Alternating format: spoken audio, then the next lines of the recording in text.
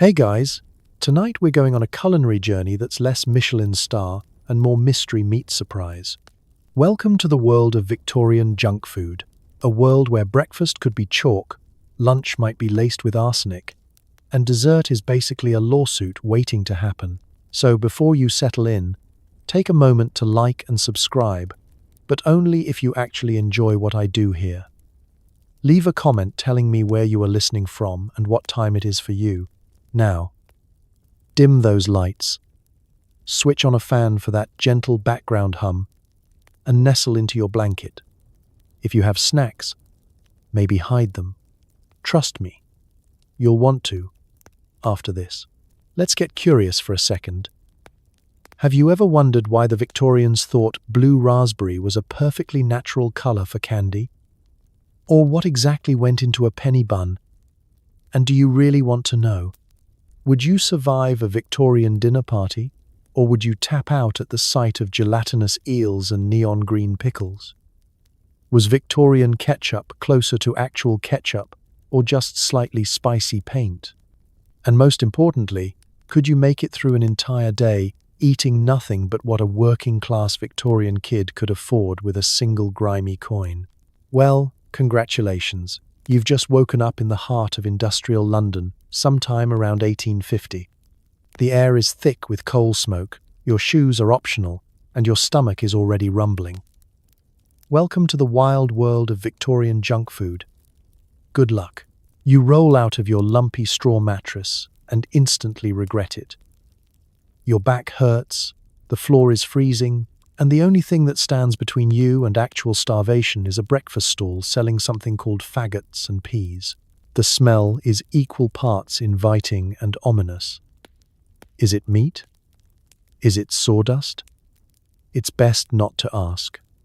You hand over your precious penny, take a bite, and try not to think about the strange crunch.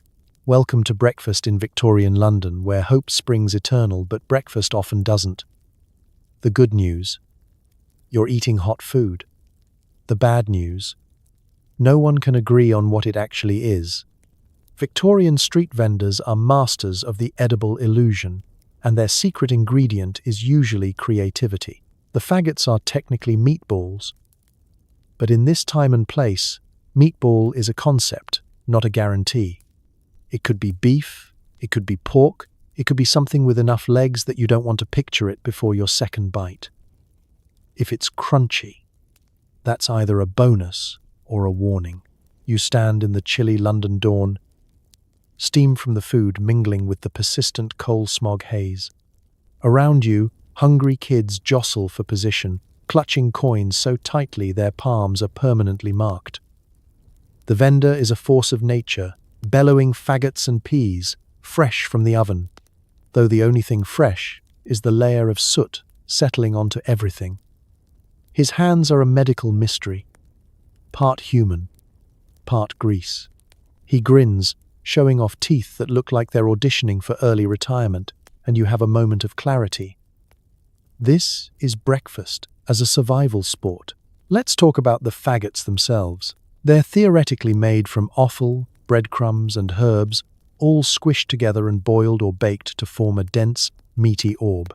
Offal is a polite word for every leftover bit that didn't get sold to anyone with money or options. If you're lucky, the flavor is peppery. If you're less lucky, it's mystery mince with a side of cartilage. Still, the peas are green, even if it's the kind of green that vegetables turn after being boiled since Tuesday. They offer a certain comfort, like a warm, mushy hug for your teeth. You shovel the food into your mouth, ignoring the occasional pebble or fragment of bone, and remind yourself that this is the best meal you'll get all day. Victorian London runs on breakfast stalls. Forget your avocado toast or perfectly poached eggs. Here, it's a choice between starvation and culinary Russian roulette. The city's poor, especially children, depend on these vendors for their first calories of the day. Protein? Maybe. Carbohydrates? If breadcrumbs count? Vitamins? Technically. There's parsley. But mostly, you're eating to fill a void, not to achieve optimum nutrition. In fact, most mornings are a negotiation with your own stomach.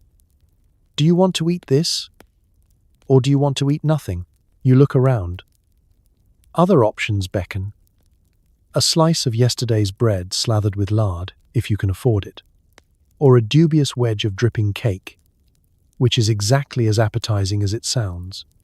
Some kids buy penny pies, tiny, palm-sized pastries, with fillings that range from mystery meat to mystery question mark. If you're flush with cash, you might splurge on a hot cup of tea. Of course, it's mostly tannin, barely colored, and served in a cup that's seen more lips than a family reunion. But it's hot, and it almost tastes like optimism. As you eat, you listen to the city waking up. Chimney sweeps cough their way down the lane. Costermongers shout about apples with more bruises than actual fruit. And a faint chorus of church bells rings out in the smoggy distance. You chew thoughtfully, or at least as thoughtfully as one can chew, when every bite is a leap of faith. The world is grim, the streets are muddy, but at least your stomach isn't empty, for now. By the time you finish, your penny is gone, your hunger is momentarily sated, and your sense of wonder at Victorian food safety is fully engaged. Will you survive till lunch? Maybe. Will you ever know what you just ate? Absolutely not. But that's breakfast in Victorian London, a hot meal, a cold morning, and the lingering mystery of what exactly just crunched between your teeth. Bread is the Victorian equivalent of Wi-Fi. Without it, nothing works. Unfortunately, your daily loaf is more chemistry experiment than carbohydrate. It's padded out with chalk, alum, and occasionally the mysterious bone dust. If your teeth survive, your intestines might not. Let's set the scene. It's early morning, and you're standing in a bakery queue that stretches halfway down the sooty street. You watch as the baker's apprentice tosses loaves into baskets, each one landing with a thud that could wake the dead. The air smells faintly of yeast, ash, and the underlying suspicion that someone is getting away with something, because in Victorian London they probably are. Bread is your lifeline. For poor families, it's breakfast, lunch, and dinner. If you're lucky, you'll get a heel of something brown and still warm from the oven. If you're less lucky, it's yesterday's brick masquerading as breakfast. Either way, you eat it because, frankly, the alternative is hunger. But here's the twist. That innocent-looking loaf isn't just flour, water, and yeast. It's a vehicle for some of the most creative food fraud in history. Let's talk ingredients. In a world before food safety laws, profit is king. White bread, once the privilege of the upper crust, pun intended, becomes a working-class staple, sort of. To keep up with demand and shave pennies off the cost, bakers turn to improvers. That means flour gets cut with chalk, ground up limestone, even powdered plaster. Why? Because it whitens the bread and adds weight. So the loaf feels hearty in your hand, if not in your soul. Some bakers get inventive, tossing in alum, an astringent chemical, to make the bread whiter and fluffier. And sometimes, just for good measure, a sprinkle of bone dust for that authentic texture. You buy a loaf, admiring the way it holds its shape, even when you could probably use it as a building material. The crust is pale, the inside suspiciously spongy, and each bite is an adventure. If you taste a hint of bitterness, that's probably the alum. If you feel grit, congratulations, you've found the bone dust. It's like eating drywall, but with a hint of nostalgia. And chalk? Well, at least you'll never get rickets. The consequences are immediate and, frankly, miserable. Victorian children develop stomach aches that defy medical explanation. Adults lose teeth, or discover that bread is a wonderful delivery system for indigestion and long-term regret. You'd think people would catch on, but hunger and habit are powerful motivators. Besides, the difference between authentic and adulterated bread is subtle. Unless you're unlucky enough to bite into a particularly chunky slice and lose a filling. But there's another side to the bread crisis: status. In Victorian society, white bread is a sign you've made it. Brown bread, dense and rough, is for the destitute. So bakers cater to snobbery. The whiter the loaf, the higher the demand, and the more chalk it takes to keep up appearances. Housewives compare loaves like trophies.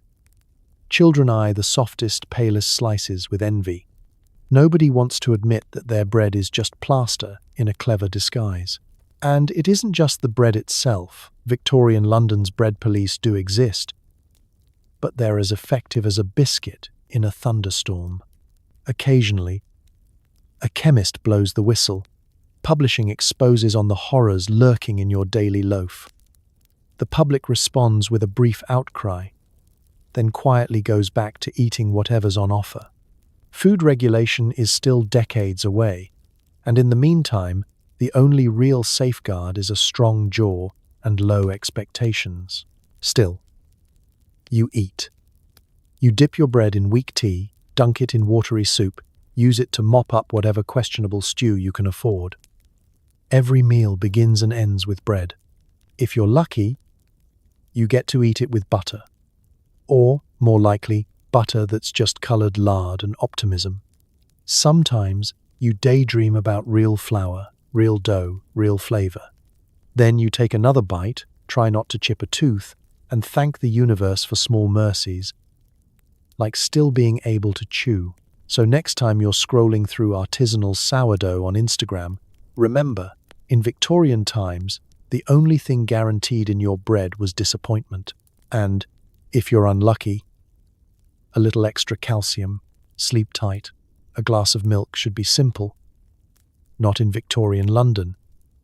Here, your pint might be cut with river water, chalk, or whatever the milkman had left over from yesterday's deliveries. And don't even ask about the cows.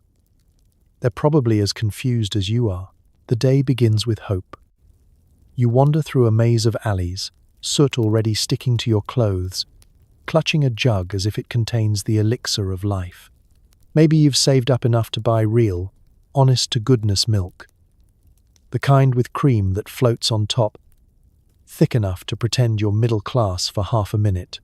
You line up with other children, some in boots, most barefoot, and wait for the milkman, who arrives with the speed and subtlety of a street magician, rolling out his cart with a cheery, morning, fresh milk, and a grin that says, "Buyer beware." There's no refrigeration in Victorian London, just the hope that last night wasn't unusually warm, and the rats stayed mostly outside the churn. Milk is ladled out from a giant tin can, possibly repurposed from the Crimean War. If you're lucky, it smells faintly of cow. If you're less lucky, it smells like the Thames at low tide and looks like something that would fail a chemistry test. But it's white, mostly. It's liquid, theoretically, and it's yours. Until you remember what you've read in the penny press about the milk scandals, let's talk about what's really in the bottle. Milk is supposed to be food's version of comfort. Creamy, gentle, trustworthy. In Victorian London, it's a canvas for deception. The average pint contains more water than your local pond, and not just any water, but whatever came out of the nearest pump, upstream or down. Chalk is a favorite additive because nothing says nutrition like drinking school supplies. Chalk whitens the milk, thickens it up, and adds a satisfying, gritty mouthfeel that's probably just the sound of your dentist weeping in the distance. Plaster of Paris makes the occasional appearance, as does starch, flour, and for the truly bold, a little flour to cloud the mix and keep you guessing. Sometimes, the vendor skips the middleman and waters the milk down until it's more memory than meal. If you see a suspicious layer floating on top, that's probably milk of yesterday, carefully skimmed off the bottom of yesterday's batch and poured back in with today's to stretch the profits. Is it fresh? Only if you define fresh as still moving. For the adventurous consumer, there's the thrill of blue milk, so-called because it's been diluted to a shade that, if you saw it in a paint swatch, you'd call Victorian haze. Kids gulp it down anyway. because it's that or water straight from the river, which comes with its own ecosystem and a 50-50 chance of dysentery. The truly unlucky might discover a layer of floating curds or a mysterious sourness. That's a sign you're basically drinking yogurt before yogurt was trendy. The real victims in this story? Victorian infants. Babies fed on diluted or contaminated milk suffer from what the newspapers call summer diarrhea, which is less a diagnosis and more a warning. Mortality rates skyrocket. Desperate mothers try to boil or strain the milk. But there's only so much you can do with a saucepan and blind faith. Chemists rail against the corruption, but the city is just too big, the profits too tempting, and the milkman too good at running away when the inspector appears. Modern comparison time. Today, you can walk into a store and buy milk that's been pasteurized, inspected, and shipped in a cold truck. You can check the sell-by date. You can taste it without first checking for gravel. The Victorian dream is a little different. You sniff, you sip, you pray. If you get through breakfast without stomach cramps, you chalk it up. Literally. To luck. By mid-morning, the milkman is gone, the cart rattling off down the street in search of the next batch of optimistic customers. You've got your daily dose of calcium, plus a little river silt, a dash of 19th century uncertainty, and a lifetime's worth of skepticism about white liquids. Will you try again tomorrow? Of course you will.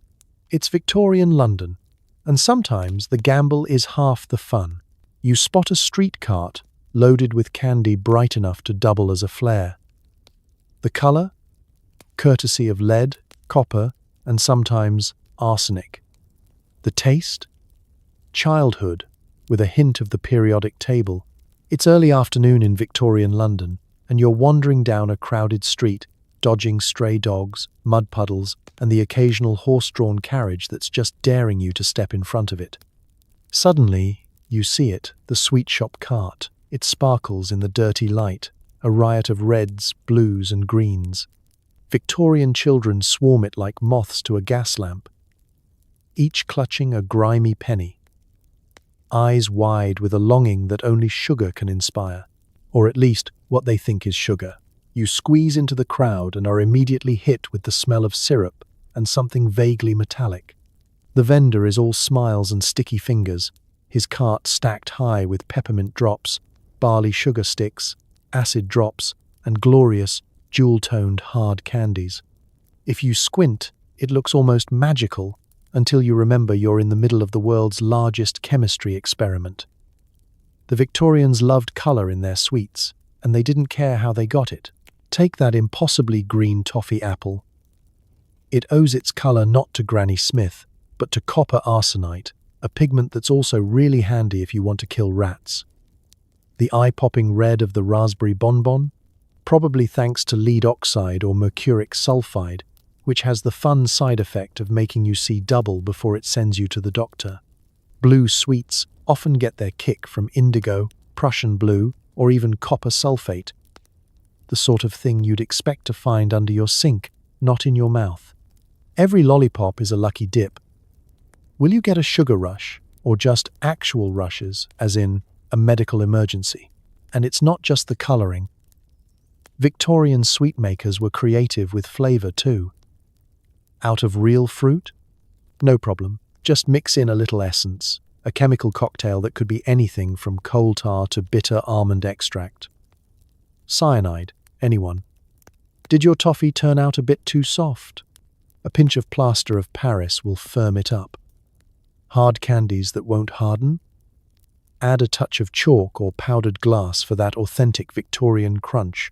But here's the twist. Nobody really knows. There's no regulation, no ingredient lists, not even a casual may contain traces of poison. The only rule is to sell as much as possible before the authorities catch on, and to never eat your own stock. Children don't care. Candy is candy. And if you can turn your tongue purple for 3 days, that's basically winning. You buy a stick of striped rock, break off a piece, and pop it in your mouth. It's sweet, a little gritty, and there's a faint taste of something you can't quite identify. Burnt sugar mixed with what you hope isn't rat poison. The vendor assures you it's perfectly safe, which is always what you want to hear from someone whose teeth are the color of old coins. Around you, kids laugh, compare tongues, and try to swap sweets with names like gobstoppers and acid drops, the latter of which are just as mouth-puckering as advertised, and maybe a bit more caustic than intended. Some unlucky souls do fall ill. Reports surface in the penny papers about children collapsing after eating emerald candies or scarlet comfits. Doctors, confused and frustrated, write long, angry letters about the dangers of colored confections. But the sweets keep selling. After all, what's life without a little risk? Besides, who wants a beige bonbon? Modern comparison. Today, you might worry about too much sugar or an artificial flavoring, but it's unlikely you'll eat a handful of lead for dessert. In Victorian London, sweets were a gamble, a glittering, mouth-watering game of Russian roulette. You finish your treat, unsure whether you should savor the taste or see a chemist, but either way, you walk away grinning. After all, it's not really childhood if you're not living a little dangerously. Feeling fancy? Pie and mash shops are the Victorian answer to fast food, with eels straight from the Thames. The good news? They're cheap. The bad news? So is the hygiene. Bon appetit. It's nearing lunchtime, and, miraculously, you still have a coin left. Your stomach growls, a sound halfway between desperation and hope. The smell of stewed onions and pastry crust wafts through the air, cutting through the fog and the constant aroma of horse manure. You follow the scent until you find a crowded little pie and mash shop. The window steamed over, a sure sign that something hot and questionably edible is being served inside. Step up to the counter, and you're faced with a menu that doesn't require much decision-making. You want pie? It's eel pie. You want mash? That's what comes with the pie. Fancy something on top? There's liquor, which is not a drink, but a bright green parsley sauce ladled generously over everything, as if someone believed enough sauce could drown out all the other flavors. Eels are everywhere in Victorian London. The Thames, for all its filth, is teeming with them, wriggling, slippery, and, most importantly, cheap. Fishermen haul them out by the basketful and deliver them to pie shops across the city. For the poor, eels are a rare source of protein that isn't bread, questionable sausage, or wishful thinking. The Victorians embrace the eel. They stew it, jelly it, bake it, and, if feeling adventurous, just eat it straight from the pot, bones and all. You order your meal and watch as the shopkeeper scoops a steaming pie from a tin, smashes a scoop of mash beside it, and douses everything with liquor until it glistens like a freshly washed pavement stone. The pie crust is golden but suspiciously tough. You know from experience that Victorian pastry is less flaky and more fortified. You crack it open to reveal, yes, eel, chopped into chunks, suspended in a savory greyish gravy. The eels stare back with the unblinking gaze of a creature that's seen things. You take a breath and dig in. The first bite is a surprise. The eel is tender and a little oily, the gravy peppery, and the mash bland but blessedly filling. The parsley liquor as well. It's green and it's there. It brings everything together in a way that suggests the Victorians believed parsley could fix almost anything. The flavors are earthy, briny, and surprisingly nostalgic if you ignore the fact that just hours earlier, your meal was probably slithering through sewage. Let's not sugarcoat it. Hygiene isn't the star of the show. Pie shops are loud, crowded, and always a bit damp. The cutlery is communal, wiped clean on someone's apron between uses. The tables are sticky, the floor is slick, and the air is thick with the sound of people slurping, talking, and occasionally arguing over the best way to eat an eel bone. If you drop your fork, don't panic. Everyone just keeps eating. Yet, despite it all, eel pie is beloved. It's comfort food for the working poor, a meal that promises warmth and a full stomach. Children line up with battered coins. Labourers wolf it down before returning to work. Some even claim eel is good for your health, a belief reinforced by the fact that if you survive eating it regularly, you're probably immune to almost everything else. Today, eel pie and mash are an endangered delicacy, more nostalgia than necessity. Modern food safety standards mean you're unlikely to find Thames eels on your plate, and liquor sauce has lost its heroic battle against ketchup. But in the Victorian era, pie and mash is more than just food. It's an edible badge of resilience, a proof that even when life is grey, there's something green and mysterious to pour on top. Every child loves a sweet treat. In Victorian Britain, toffee could kill you quicker than your dentist's bill, made with treacle, maybe a little butter, and possibly some mysterious minerals. Every bite is a spin of the chemical roulette wheel. You're a Victorian kid again, pockets empty except for the dust and lint that's been there since last Michaelmas, when you suddenly spot a toffee stall glimmering in the weak London sunlight. There's a crowd of children with smudged faces and bare feet, all craning for a view of the magical cauldron. It bubbles ominously, releasing the kind of steam that fogs up your already filthy glasses. The smell is thick and sugary, with undertones of coal smoke and desperation, a scent that lures in kids from 3 streets over. Your mouth waters in anticipation and in mild fear. The toffee man is an artist, or perhaps a rogue chemist.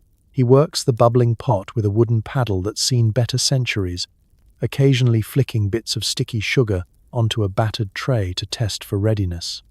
With a theatrical flourish, he pours the molten toffee into neat rows on a slab, then whacks it with a mallet, shattering it into bite-sized, jagged shards. Children's hands shoot out faster than a Victorian rat escaping the cat. You trade your precious halfpenny for a fist-sized lump and pop it into your mouth. The texture is simultaneously brittle and chewy, and there's always a chance you'll crack a tooth. There's also a chance you'll discover something far more unsettling. Victorian toffee is cheap because the ingredients are, let's say, flexible. In the best-case scenario, it's brown treacle and a smidge of actual butter or margarine. But for many vendors, that's too expensive. Enter the age of adulteration. To bulk up the toffee and give it a glossy finish, some creative souls add a generous portion of powdered chalk or even plaster of Paris. It gives that satisfying crunch and a trip to the chemist if you're unlucky. The rich, almost metallic taste? That's a hint of iron, courtesy of old pans that were never quite cleaned after the last batch. If your piece glitters suspiciously in the sunlight, it might be sand, swept up from the market stall and mixed in for texture. After all, what's a sweet treat without a surprise? Colour is another game entirely. Want your toffee to look more appealing? Just add a dash of red lead for colour, or a few drops of copper sulfate for a more exotic greenish hue. If the toffee tastes slightly bitter or burns the back of your throat, don't worry, that's just the chemical fun beginning. Children call it devil's delight, and the bravest claim it's a test of adulthood to eat a whole stick without wincing. Sometimes, the danger is more subtle. The toffee is wrapped in wax paper, but only sometimes. More often, it's handed to you bare, having absorbed a full day's worth of market grime and whatever interesting bacteria was left on the toffee man's hands. You suck, chew, and hope that today isn't the day you become a cautionary tale in the morning paper. Yet, despite the risks, toffee is wildly popular. Children return again and again, drawn by the sugar, the crunch, and the sense of triumph that comes from surviving another day of Victorian snacking. Dentists, or what passed for them in this era, must have had business booming. Mothers warn their children, but they sneak out for toffee anyway, drawn to the thrill like moths to a possibly toxic flame. Compare it to today, when every wrapper lists ingredients and warning labels in bold print. In Victorian London, there's just you, your toffee, and the wild hope that what doesn't kill you makes you stronger, or at least slightly sweeter. So you finish your treat, wipe your sticky hands on your trousers, and grin. You've survived another bite of history's most questionable candy. Sleep easy. Victorian ketchup is less Heinz, more tomato-adjacent slurry, bulked out with rotten apples, red dye, and whatever the grocer swept off the floor. It's a condiment that's legally classified as an adventure sport. Let's set the table. It's dinner time in a cramped London kitchen, and you're about to add some flavor to your otherwise bleak meal, a greyish wedge of pie maybe, or a lump of mashed turnip. You reach for the bottle of ketchup, the pride of every thrifty Victorian household. The label claims rich, savoury sauce, tomato, fruit, and spices. What it doesn't mention is that the rich refers to the population of microbes living inside.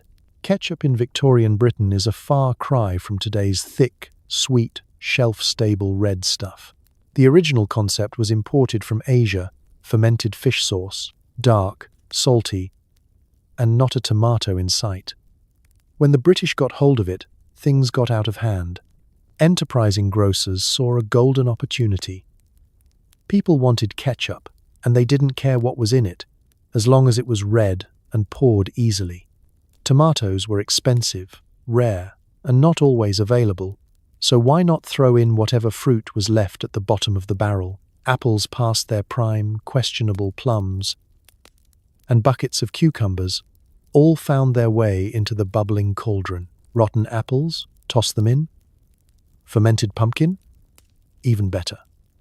To add body, some recipes included breadcrumbs, potato flour, or, for the truly adventurous, a handful of sawdust. Got a batch that's a little too chunky? No problem. Strain it through some old cheesecloth, and you've got Victorian smooth. Is the colour off? Just stir in a bit of red lead, which conveniently doubles as both dye and slow-acting poison. Flavour, of course, is a gamble. Spices were expensive, so ketchup makers got creative. Instead of imported pepper or costly cloves, they favoured whatever was on hand: mustard powder, coal ash, or the faint hope that last week's batch of turnips would cover the taste. Preservatives weren't a thing yet, so bottles sat fermenting on the shop shelf, or worse, the windowsill, growing a lovely layer of mould that gave each bottle a vintage tang. You open your bottle, and there's a hiss, a pop, and a distinct waft of something that isn't tomatoes. You pour the sauce over your meal, watching as a watery reddish liquid with unsettling chunks splatters onto your plate. The taste? Sharp, acidic, strangely fruity, and with the aftertaste of deep regret. But in a world where food is bland and spices are for the rich, ketchup is as close as you'll get to excitement. Sometimes there's a little extra drama. Victorian newspapers loved a good food scandal. Reports appear of children falling ill after eating bright red sauce, or adults fainting from an unexpectedly strong bouquet rising from the dinner table. Chemists sample the sauces and, with a mixture of horror and scientific curiosity, discover that some bottles contain traces of opium, copper, and, just for a hint of authenticity, a splash of actual tomato. Health reformers campaign for change, warning the public about ketchup poisoning. The government responds with the usual enthusiasm. Some worried pamphlets and a gentle reminder to buy from reputable sauce dealers. The working poor, with few options and a taste for adventure, shrug and keep slathering their grul with the sauce, because bland food is just too much to bear. Modern comparison time. Today's ketchup comes with tamper-proof lids, expiration dates, and quality control. In Victorian London, your only quality assurance was your sense of smell and your willingness to risk it all for a little flavour. So you finish your meal, wipe the mysterious red streaks from your chin, and wonder if tomorrow's dinner will taste less like a dare. But you have to admit, for one fleeting moment, your bland dinner became a culinary thrill ride. And if you survive till morning, well, congratulations, you're now part of ketchup history. It's a sweltering summer in London, and you want ice cream. Instead, you get a penny's worth of frozen milk water, served with a side of salmonella and a not-so-fresh wooden spoon. Did I mention the ice was shipped in from who knows where? Let's paint the scene. The sun is blazing, for once. The cobblestones are radiating heat, and the air is filled with a mix of excitement and evaporating horse droppings. You've saved your penny all week, fantasizing about the luxury of something cold and sweet sliding down your throat. Suddenly, a bell rings through the alleyways, a sure sign that the ice cream man is making his rounds, trundling a wooden cart loaded with hope, sugar, and questionable science. Children materialize out of nowhere, forming a haphazard queue around the cart. The ice cream man himself is part magician, part opportunist. His white apron is only white in theory, and his hands, though busy, have never met the concept of sanitized. He winks and gestures to the shining row of tin molds in the cart, each filled with the promise of something delicious and cooling. The Victorian penny lick is the dessert of the people. For your hard-earned coin, you receive a tiny scoop of frozen something, technically ice cream, but only if you define cream as diluted, sweetened milk, with the occasional texture surprise. There's no refrigeration in Victorian London, just heaps of sawdust and a prayer.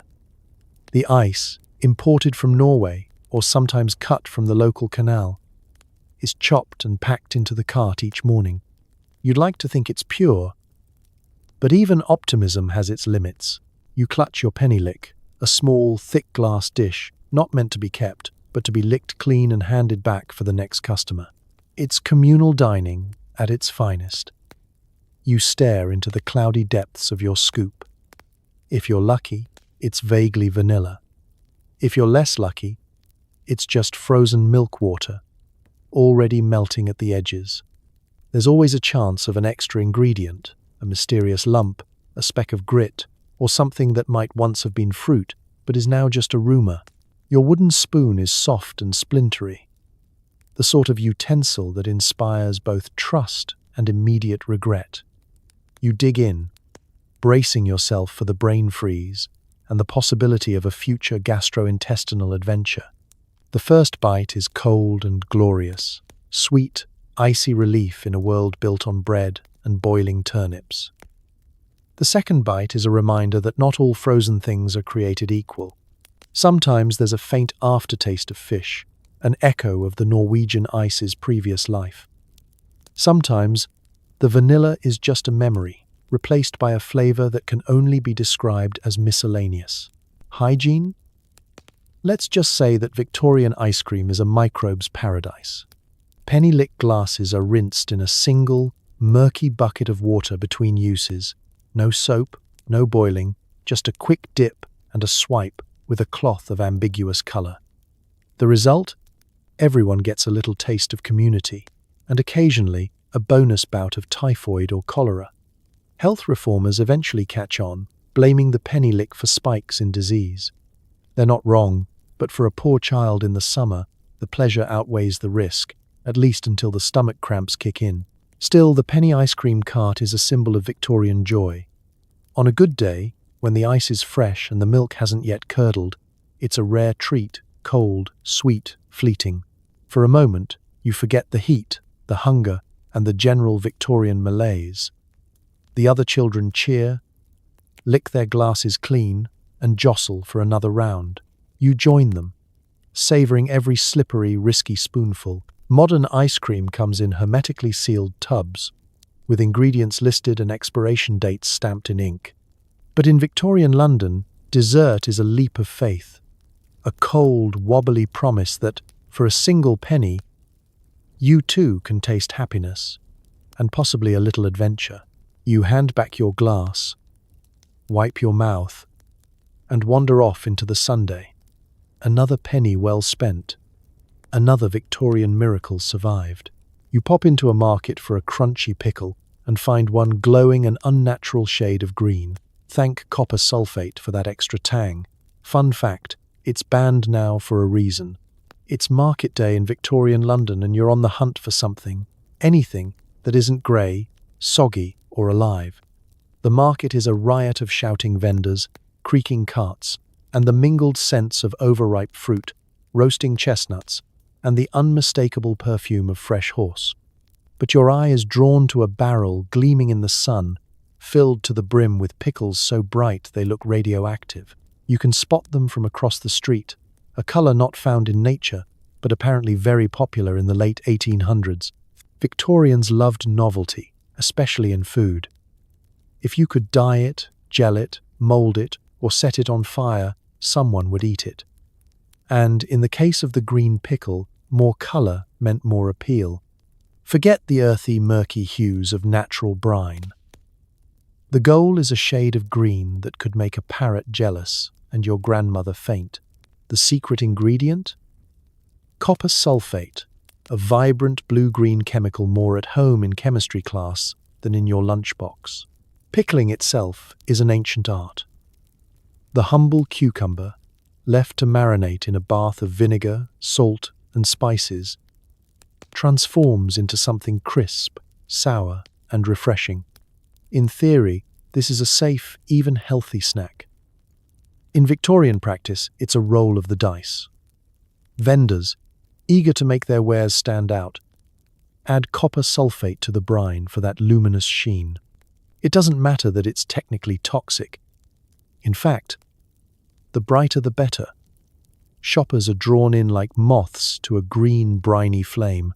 You approach the barrel, inhaling a sharp, tangy aroma laced with a faint metallic edge. The vendor assures you these are the finest pickles in London, freshly imported and extra snappy. You hand over your farthing, fish out a pickle, and marvel at the color. It glows, it glistens, it practically hums with danger. The first bite is crisp, tangy, and, underneath it all, just a little bit bitter. Is that the taste of innovation, or the chemical revolution happening in your mouth? You decide not to ask. Children love the novelty.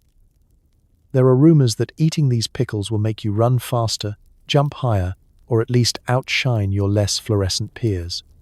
Some even use them for dares. Who can eat the most green pickles without making a face? The only real loser is your liver, valiantly filtering out whatever didn't belong in the brine. Mothers turn a blind eye. If it keeps the kids quiet and doesn't cost more than bread, it's a win. Behind the scenes, doctors and early food reformers begin to raise the alarm. Copper sulfate, while undeniably eye-catching, is also undeniably poisonous. Side effects range from stomach aches and vomiting to full-on organ failure. Some people blame the pickles for everything from headaches to sudden Victorian melodrama. The penny press starts running lurid stories. Young boy glows after consuming 12 green pickles, and mystery illness strikes after market snack. Still, the pickles keep selling. Modern comparison time. Today, if your pickle glows in the dark, you call customer service. In Victorian London, you called your friends over for a taste test. Food laws were still in their infancy, and most enforcement came down to which chemist had the loudest megaphone. Eventually, copper sulfate was banned as a food additive, but not before an entire generation had stories, and possibly a few symptoms to share. You finish your pickle and wonder what else in the market is hiding a colorful secret. The world is brighter, bolder, and a lot riskier when you shop with the Victorians. You wipe your hands, lick the green tint off your lips, and march on, ready for the next adventure in edible innovation. So if you're ever offered a pickle that glows like envy itself, remember the Victorians. No risk was too bright, no snack too experimental. Bon appetit. Hungry for protein? Victorian sausages are mostly breadcrumbs, ground-up bones, and animal bits you hope were recently alive. You chew, you wonder, you move on with your life. If you're lucky. It's late afternoon in London and your stomach is growling. You pass a row of street vendors, each hawking their specialty with the kind of enthusiasm reserved for people with nothing left to lose. Your nose leads you to a greasy stand with a simple offer. Hot sausages, 2 for a penny.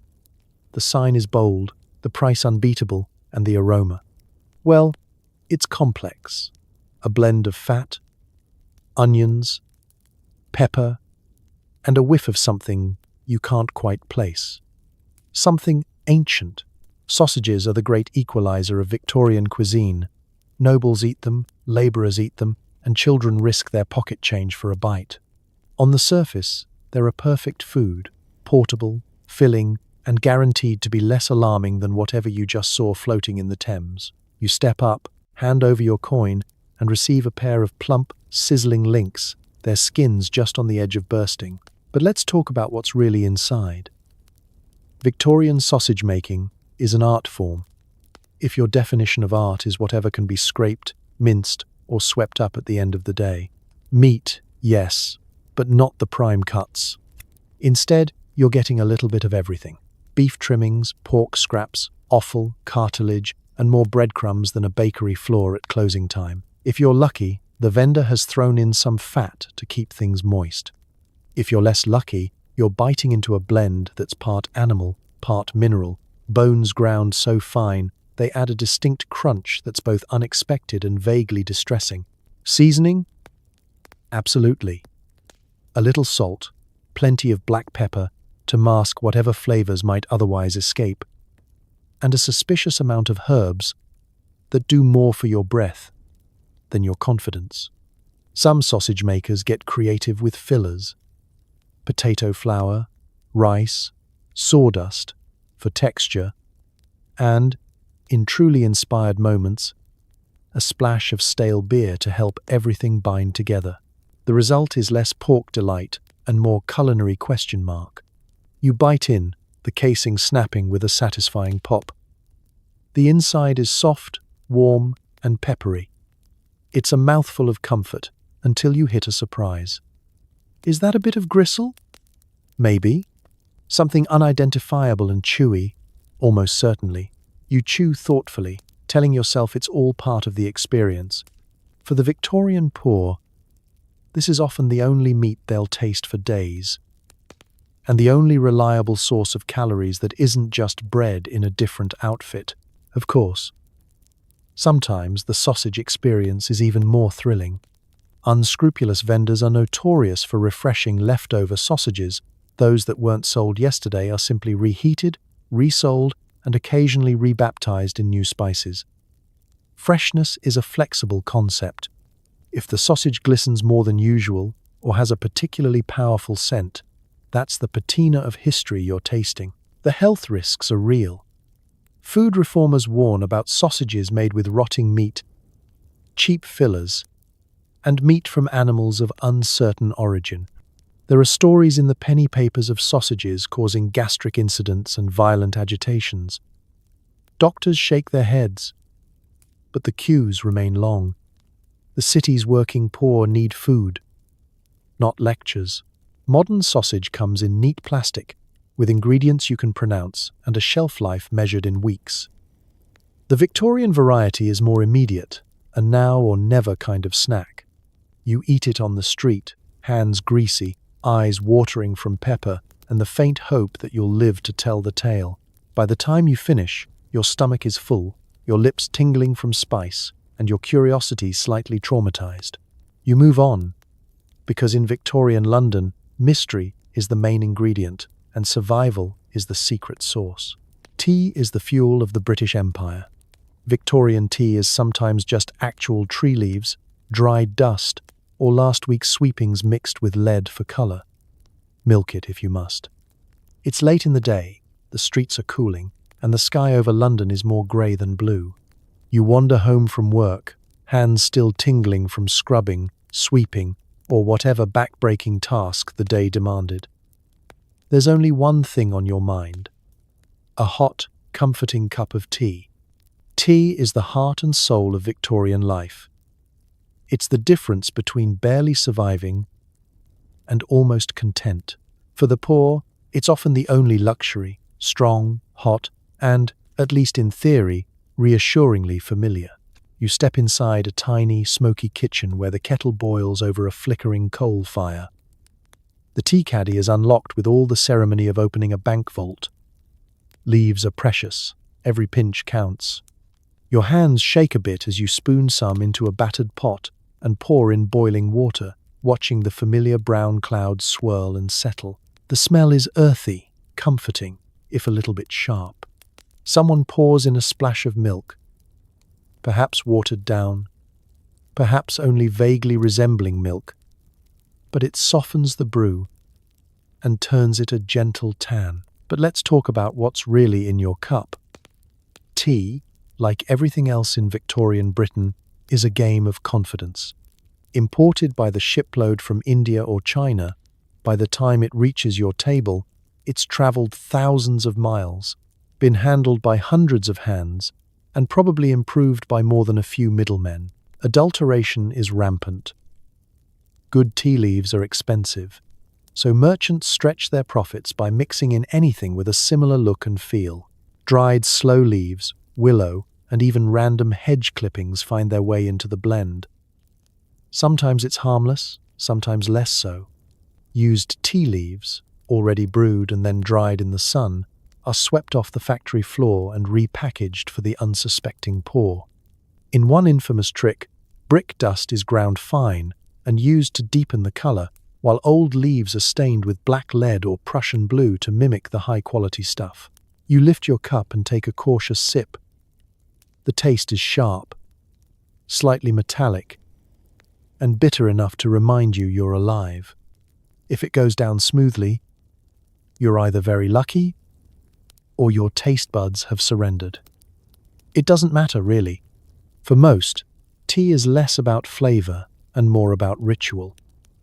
A hot drink, a few moments of peace, a chance to pretend that life is something other than endless toil. Milk is supposed to be the great equalizer. You pour in a splash, hoping it will smooth out the rough edges and hide the taste of anything that shouldn't be there. Of course, your milk is just as likely to be diluted, sour, or suspiciously thin, but in the dim light of evening, you tell yourself it's all part of the charm. If you're especially lucky, there's sugar on the table, a rare treat for the working class, but enough to take the edge off any industrial aftertaste. It's not just the working poor facing the gamble. Even middle-class Victorians are vulnerable to counterfeit tea and questionable milk. Food reformers campaign for stricter regulation, but progress is slow. Chemists publish warnings in the newspapers about poisonous blends and chemical dangers lurking in every teapot. Still, the national thirst prevails. Today, we complain about weak tea bags or too much tannin. Victorians faced tea that might have started as leaves, but ended up as a minor public health hazard. Yet the ritual continues. Boiling water, a battered cup, hands wrapped around the only warmth in the room. You sip, savor, and settle into a brief, much-needed moment of calm. For a little while, everything feels almost right. Just don't look too closely at what's floating in your cup. A staple for poor children, the penny bun is more filling than fulfilling. Bulked up with plaster, pipe clay, and stale flour, it's the original empty calories, except it's also possibly toxic. It's breakfast time in Victorian London, and you've already spent most of your energy just getting out of bed. You shuffle onto the street. Hair must, shoes optional, clutching the single precious coin that stands between you and hunger. The baker's stall is already busy. Children and adults alike jostle for position, their eyes fixed on the neat rows of round brown buns, each the size of a clenched fist, each promising the kind of comfort that only carbohydrates can deliver. You hand over your penny and are rewarded with a bun that is heavier than you expected, yet oddly springy. The crust is stiff, the center pale and dense, and there's a flowery aroma that mingles with hints of coal smoke from the ovens. You take a bite, expecting a burst of yeasty, buttery goodness, but what you get is something closer to compressed dust with a suspiciously chalky aftertaste. Let's talk about ingredients. In the absence of modern food laws, Victorian bakers are a creative bunch. Real flour is expensive, especially after years of poor harvests and rising demand. To make every bag stretch further, bakers bulk out their dough with anything pale and powdery. Chalk, ground-up pipe clay, and sometimes even plaster of Paris. These substances add weight, improve the bun's mouthfeel, if you like eating soft rocks, and keep the price down. The result is a bun that will fill your stomach, but may also settle there like a brick. If you're lucky, your bun contains at least a little wheat, possibly some stale breadcrumbs swept up at the end of yesterday's baking. In the best-case scenario, you'll find a rare raisin or a whisper of currant. If not, you get flavor from whatever yeast or sourdough starter is still hanging on from last week's batch. Sugar is rare and reserved for the rich, so your penny bun is about as sweet as the Thames and twice as gritty. Texture is everything, and here the penny bun really shines, by which we mean it is indestructible. Bite into it, and you're greeted by a resistance that can only be described as unyielding.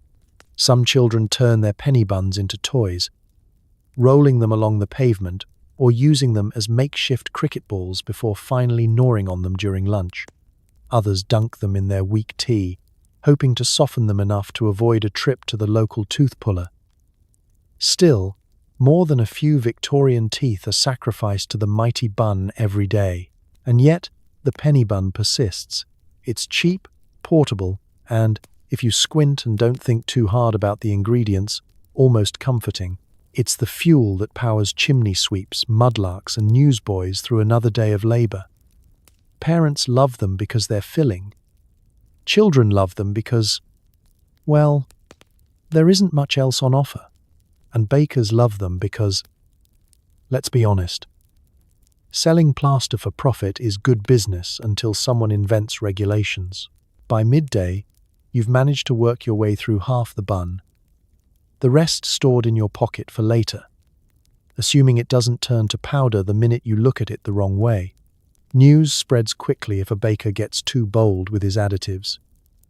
Occasionally, there's a public scandal, an outraged headline, or a chemist's exposé in the penny papers.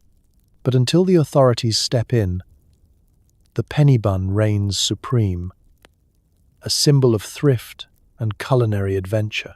Today, bread comes in soft, fluffy loaves, with expiration dates and allergy warnings.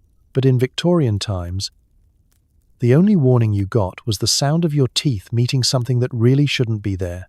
So you chew, swallow, and march on, full, if not exactly nourished. After all, you survived another penny bun. You're craving jam for your bread, but actual fruit is a luxury. Victorian jams are often sweetened with glucose, coloured with dyes, and occasionally seasoned with ground-up beetles. Enjoy. It's a chilly Victorian morning, and after gnawing your way through the day's penny bun, you dream of something to make it slide down easier. A smear of glistening fruit jam. If only you could afford it. The market stall is piled high with jars promising raspberry preserve, strawberry delight, and the evocative Queen's Best plum. The jars glisten in the grey light, promising summer in a spoonful. You scrape together your coins and buy the smallest pot, clutching it like a tiny jar of hope. You pop the lid, expecting a rush of berry perfume. Instead, you're greeted with a whiff of sugar, something slightly chemical, and an undertone best described as mystery.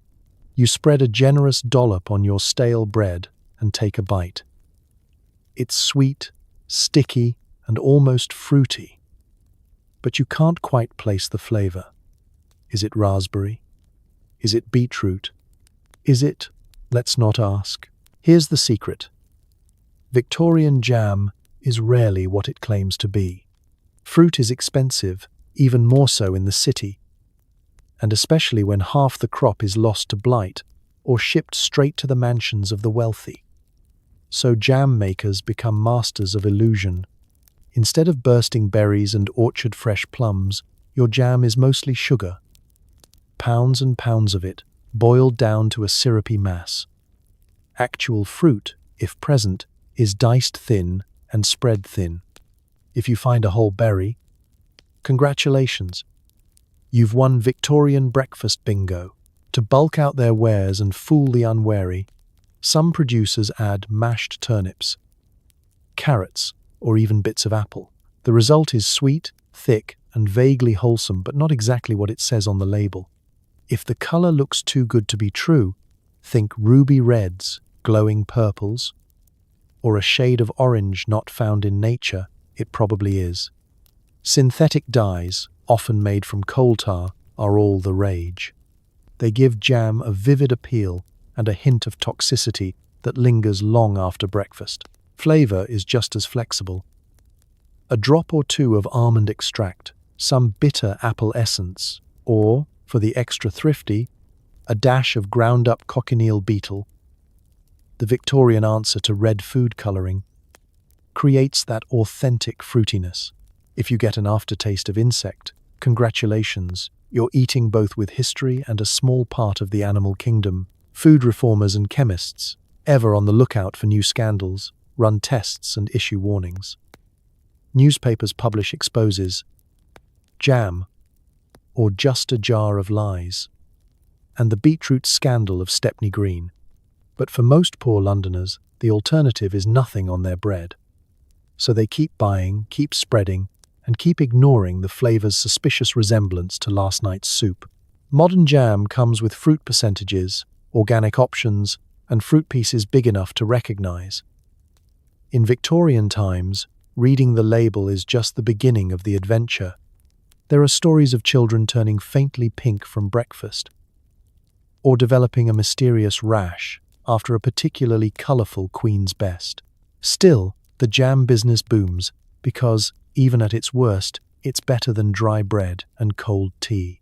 As you finish your breakfast, licking sticky fingers and ignoring the faintly chemical aftertaste, you consider yourself lucky.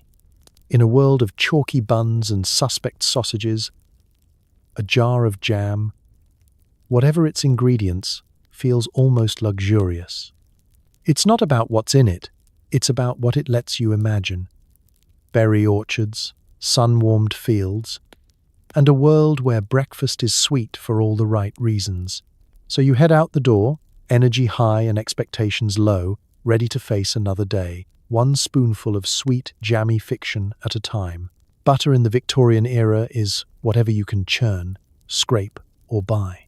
If it tastes oddly metallic, that's probably because it's stretched with mashed potatoes, lard, or yellow dye that didn't come from nature. It's the grey, damp hour before dawn, and your bread, already resembling a brick, needs something to make it slide down easier. You squint, hopefully, at the shop window, where a slab of butter sits behind glass, glistening gold in the flickering candlelight. A sign proclaims finest country butter, which, in the world of Victorian food, is your first clue that you're about to be lied to. You hand over your coin for a scraping, dreaming of creamy, golden luxury melting into every crevice of your crust. You sniff, hopefully. There's a faint hint of dairy, overpowered by the sour tang of yesterday's batch and the oddly sweet, waxy smell of that potato. Welcome to the Victorian butter experience. More mystery, less cow. Let's churn through the facts. Butter is expensive, and most Victorian city dwellers can't afford the real thing. So, as with everything else, ingenuity and deception step in. Butter on most working-class tables is likely a blend, if you're lucky, of old butter mixed with animal fat, mashed potato, water, or even chalk. Each ingredient stretches the supply and pads the profit, if not the flavor. Color is everything. The Victorian ideal is yellow butter, the brighter the better. But real cows, especially winter cows, just don't produce much color. Enter the world of butter dye. Marigold petals, carrot juice, and, for the truly reckless, yellow ochre pigment scraped straight from the painter's palette. If you notice a shade that glows like a sunrise, consider that a warning.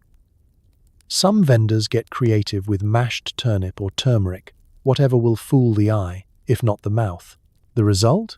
A substance that, if chilled, is nearly unspreadable, and if warmed, rapidly becomes a greasy puddle with all the structural integrity of regret.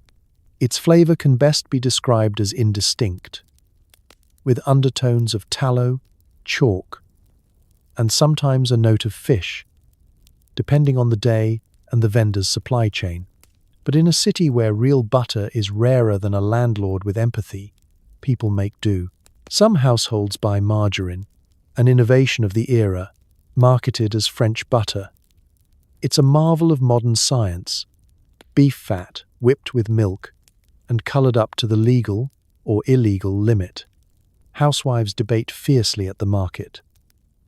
Is margarine a triumph of progress, or just a new way to be disappointed at breakfast? Health reformers and food chemists try to intervene. Newspapers print horror stories of decomposed butter or cases where entire families are felled by the yellow plague of rancid fat and toxic dye. The government considers, then mostly ignores, proposals for stricter controls because, honestly, who has the time? As with all things Victorian, risk is part of the ritual. You spread your butter on stale bread, knowing it will never melt like in the picture books. You eat quickly, chewing through the slightly gritty, suspiciously sweet smear, all the while hoping you won't taste anything you can't pronounce. For the working poor, it's better than nothing, and sometimes better than knowing. Modern butter is a miracle. Pasteurized, pure, and labeled by actual cows. But in the world of penny-pinched Victorians, breakfast spreads are as much a gamble as the daily news. If you get a piece that tastes of grass and sunshine, count your blessings. If not, at least you have the satisfaction of surviving another breakfast lottery. So you finish your bread, scrape the last of the butter off the knife, and get on with your day. Lips slick, stomach uncertain, and a new appreciation for whatever flavor comes next. You spot a tin of soup or preserved meat on a shop shelf, a marvel of modern science. And also possibly the source of your next bout of food poisoning, thanks to lead solder and questionable contents. It's a blustery afternoon in Victorian London. The streets are slick with rain and something less describable, and your boots, if you have any, are leaking from the toes. You duck into the local grocer's shop, where wonders of the modern age gleam from every shelf. Glass jars, paper-wrapped cakes, and, most excitingly, rows of shiny, neatly labelled tins. Beef stew, mock turtle soup, peaches in syrup. You marvel at the idea. Food, preserved for weeks, even months, just waiting for the twist of a key or a deft whack with a coal shovel. Tinned food is the latest thing. Canning is all the rage with the Victorians, an invention so brilliant even the Queen herself is said to indulge. No more endless hours salting, drying, or pickling. No more spoiled meat crawling with maggots by Thursday. Just pop open a tin, heat, and serve. For soldiers, explorers, and the increasingly busy Londoner, this is progress you can eat. You reach for a tin of soup, weighing it in your hand. It's heavy, reassuringly solid, and you dream of the piping hot meal to come. The label promises choice cuts of beef with savoury vegetables. You ignore the fine print, mostly because you can't read it by the weak daylight. At home, you attack the lid with a knife, a rock, or, for the wealthy, an actual tin opener. The seal cracks, steam rises, and you're greeted by a thick, greyish mass that smells faintly of meat, vegetables, and something metallic. Here's the thing about Victorian canned food. What's on the label is just the beginning of the adventure. Canning is new, but food safety is not exactly a high priority. The inside of your tin is sealed with lead solder, a handy way to keep air out, and a subtle invitation for heavy metals to get in. Eat enough, and you might experience headaches, stomach pains, or the classic Victorian colic, otherwise known as lead poisoning. But wait, there's more. The actual contents of the tin depend on the honesty and competence of whoever did the canning. Sometimes it really is beef and vegetables, tender and hearty. More often, it's whatever couldn't be sold fresh, old scraps, tough gristle, the mystery bits swept off the butchering floor, all stewed together and drowned in brine. Fruit, too, gets the tinned treatment, peaches, pears, plums, and the occasional unidentifiable lump that started life as one thing and ended as another. Opening a tin is a moment of suspense. Is it soup, or is it a jelly-like horror? Is it fragrant with herbs, or is it sour, metallic, and vaguely threatening? Sometimes you're lucky, your meal is filling and almost tasty. Other times, you regret every decision that led you to this moment, especially if the contents start fizzing, hissing, or moving. Newspapers publish stories of entire families felled by tainted tin. Soldiers at the front lines write home about canned meat that tastes suspiciously like shoe leather, only less digestible. Reformers push for tighter controls and better inspection, but food inspectors are few, bribes are common, and tin canners are as slippery as their product on a cold day. Today, you expect expiry dates, ingredient lists, and a helpful best by sticker. Victorians, in contrast, open tins with a sense of adventure, and occasionally, last rites. You eat what you're given, hope for the best, and pray the next meal is less exciting. So you finish your soup, grateful for the warmth if not the flavor, and add your empty tin to the growing pile behind the house. You survived another meal in the age of progress. A triumph for science, commerce, and the mysterious power of your digestive tract. Fruit is expensive, so grocers get creative. Want that perfect shiny apple? It's been dipped in arsenic to keep the bugs, and possibly customers, away. You're walking down a bustling Victorian street, eyes stinging from coal smoke and nostrils flaring at the scent of horse and cabbage. But there's hope on the horizon. A market stall bursting with fruit. The apples are stacked in impossible pyramids, each one polished to a mirror shine, catching every stray ray of London's feeble sunlight. After days of grey bread and meat with more adjectives than actual animal, a fresh apple feels like a luxury fit for a queen. You fumble in your pocket and hand over a precious coin. The grocer, all smiles and sideburns, plucks an apple from the pile. It's a thing of beauty, round, glossy, red as a fever dream. You bite in, expecting crisp sweetness and the taste of a long-lost orchard. Instead, you're greeted by a flavor that's part apple, part something else. Something a little sharp, a little bitter, a little what exactly did I just put in my mouth? Here's where the Victorian genius for dangerous shortcuts comes in. Keeping fruit fresh in a city where half the population can't tell a plum from a potato isn't easy. Apples bruise, spot, and rot in record time, especially when stored in dark, damp cellars and handled by hands that may or may not have been washed since last Michaelmas. Enter the miracle of science. Arsenic and lead-based fruit washes. It sounds like a joke, but it isn't. To make fruit shine and stay bug-free, vendors dip their stock in solutions containing arsenic trioxide or lead chromate. The result? Apples that are impervious to pests, mold, and unfortunately, sometimes to digestion. The apples look flawless, waxy, and unnaturally bright, even if the inside is starting to go. The Victorian shopper, impressed by appearances, rarely questions why the grocer's apples never seem to have so much as a wormhole. You, however, might start to notice. After the first mouthful, your tongue tingles in a way that feels neither natural nor desirable. Is that a faint metallic aftertaste?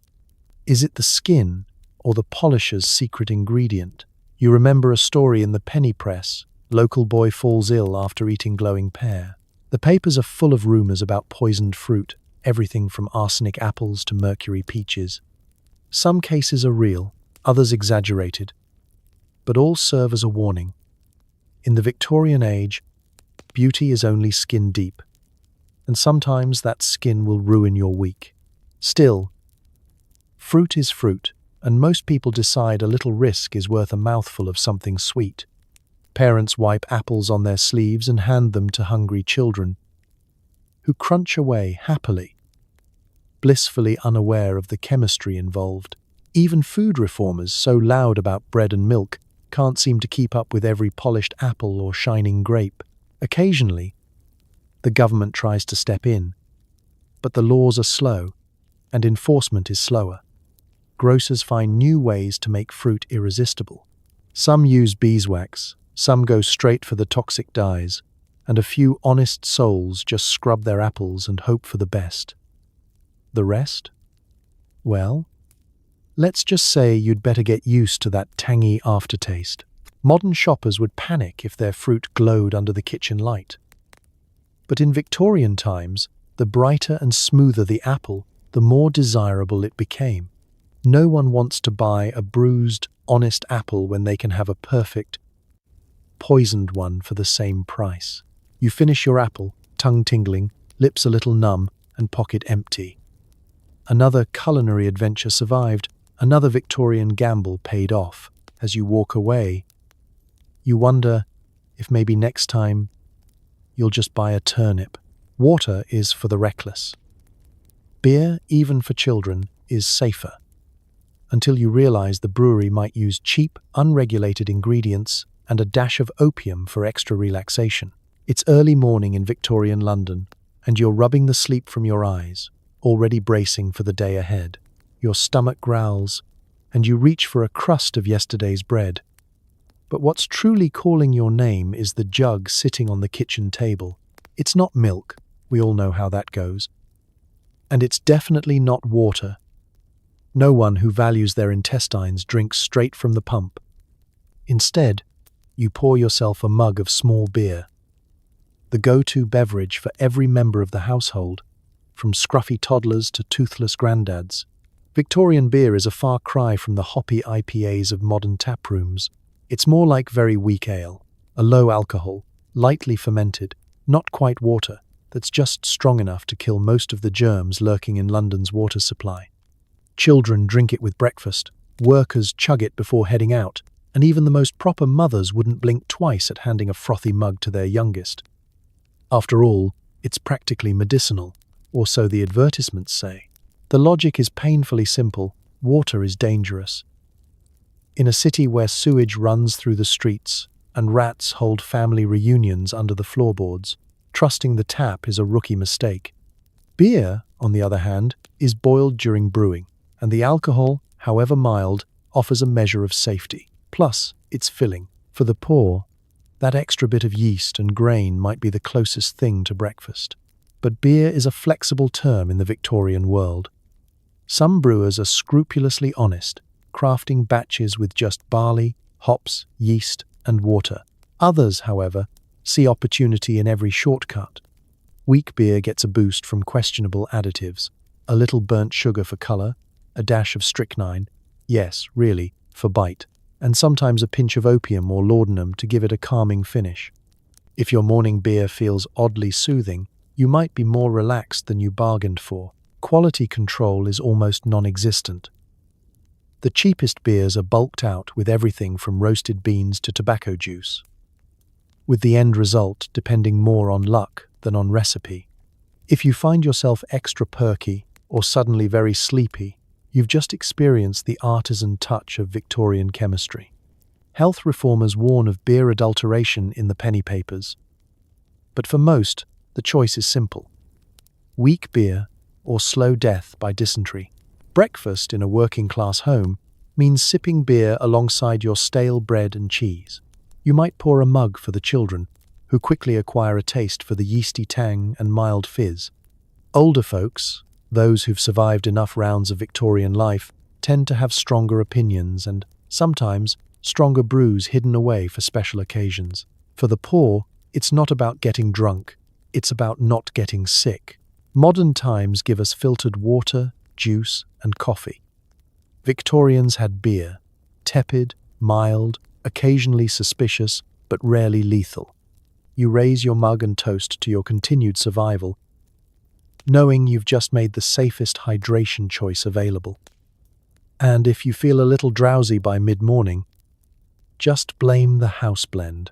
In the end, beer for breakfast isn't a luxury, it's just common sense.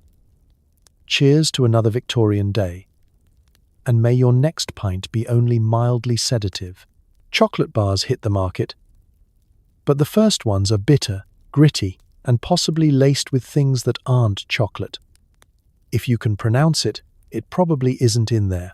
It's the late Victorian era, and word on the street is that chocolate isn't just for the upper crust anymore. Fancy advertisements shout about pure cocoa delights and healthful chocolate bars for the people. You, being a person of taste, and at least 3 pennies in your pocket, decide to try this new luxury.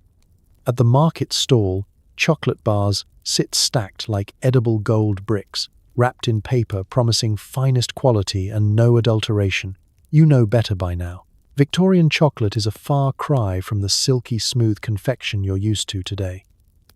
The earliest bars are more like slightly sweetened brown gravel. Cacao beans are expensive and notoriously tricky to process. So manufacturers, ever resourceful, pad out their product with starches, potato flour, and a bit of whatever powder is left over from the day before. If the chocolate tastes a little earthy, that's not terroir, that's likely sawdust. You break off a piece, feeling the unmistakable grainy texture. The taste is bitter, the sugar barely there, and the aftertaste lingers somewhere between medicinal and uncertain. Some bars come with flavor enhancers, which could mean vanilla or could mean tonka bean, banned today for being toxic in large quantities.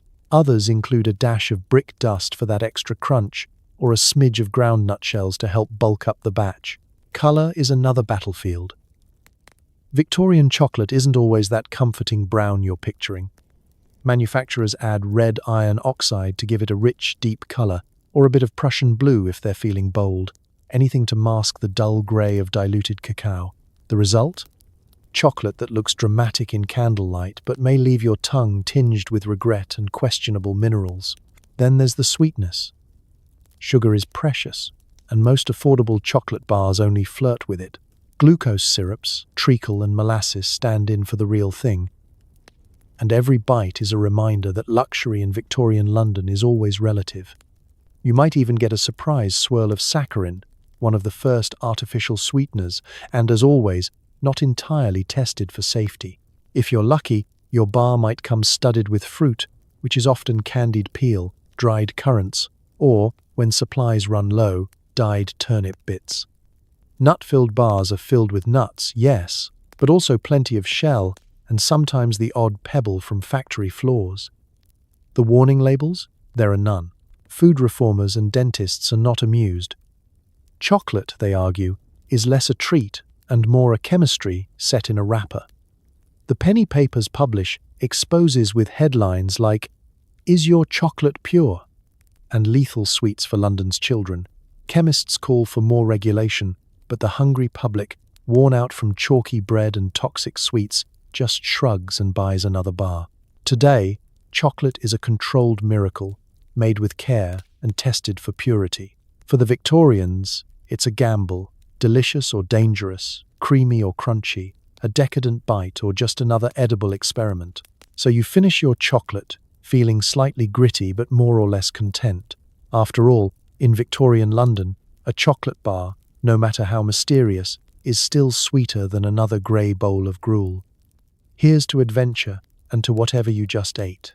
Vendors shout about fresh shellfish and steaming peas. Your stomach shouts back. Street food is either a delight or a digestive daredevil act. Most Victorians know the difference. After the fact, it's dusk in Victorian London, and the streets are alive with the cries of hungry crowds and hopeful hawkers. You wander along the bustling market lane, the air thick with smoke, coal dust, and the tang of something fried. The city's poor rely on street food for a quick, hot bite, a brief comfort between long shifts and longer nights. The choices are many, but each comes with a hidden catch. Welcome to Victorian street food roulette, the most affordable gamble in town. First up, the shellfish sellers. Their stalls are piled high with oysters, cockles, and whelks. Cheap, plentiful, and only slightly risky. Oysters, once the food of the masses, are sold by the dozen, cracked open right before your eyes. The vendors swear by their freshness, but fresh is a moving target in a city where the Thames serves as both pantry and sewer. You buy a handful, douse them in vinegar, and gulp them down, savoring the briny bite and hoping for the best. Sometimes they're delicious, Sometimes, well, let's just say you'll remember them for days. If you prefer something warmer, follow your nose to the hot pea stands. Vendors wheel their carts through the evening fog, shouting, "Hot peas, piping hot." You hand over a penny and receive a ladleful of mushy peas, steaming in the chill air. The peas are soft, buttery, and comfortingly bland, served in a scrap of paper or, if you're lucky, a cracked mug.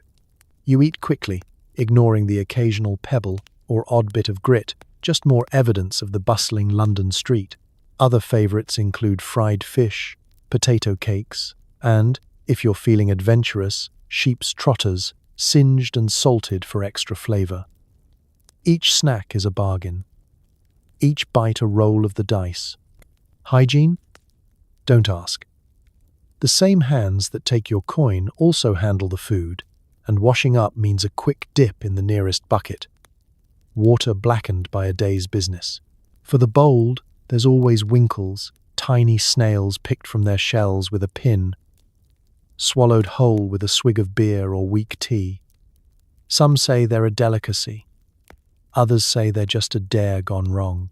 No matter what you choose, the risk is half the fun. Of course, the city's penny papers are full of warnings. Headlines shriek about epidemic strikes after street oysters, and children fall ill from questionable peas.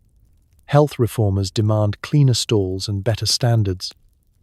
But the reality for most Victorians is that a hot meal on the street is better than no meal at all.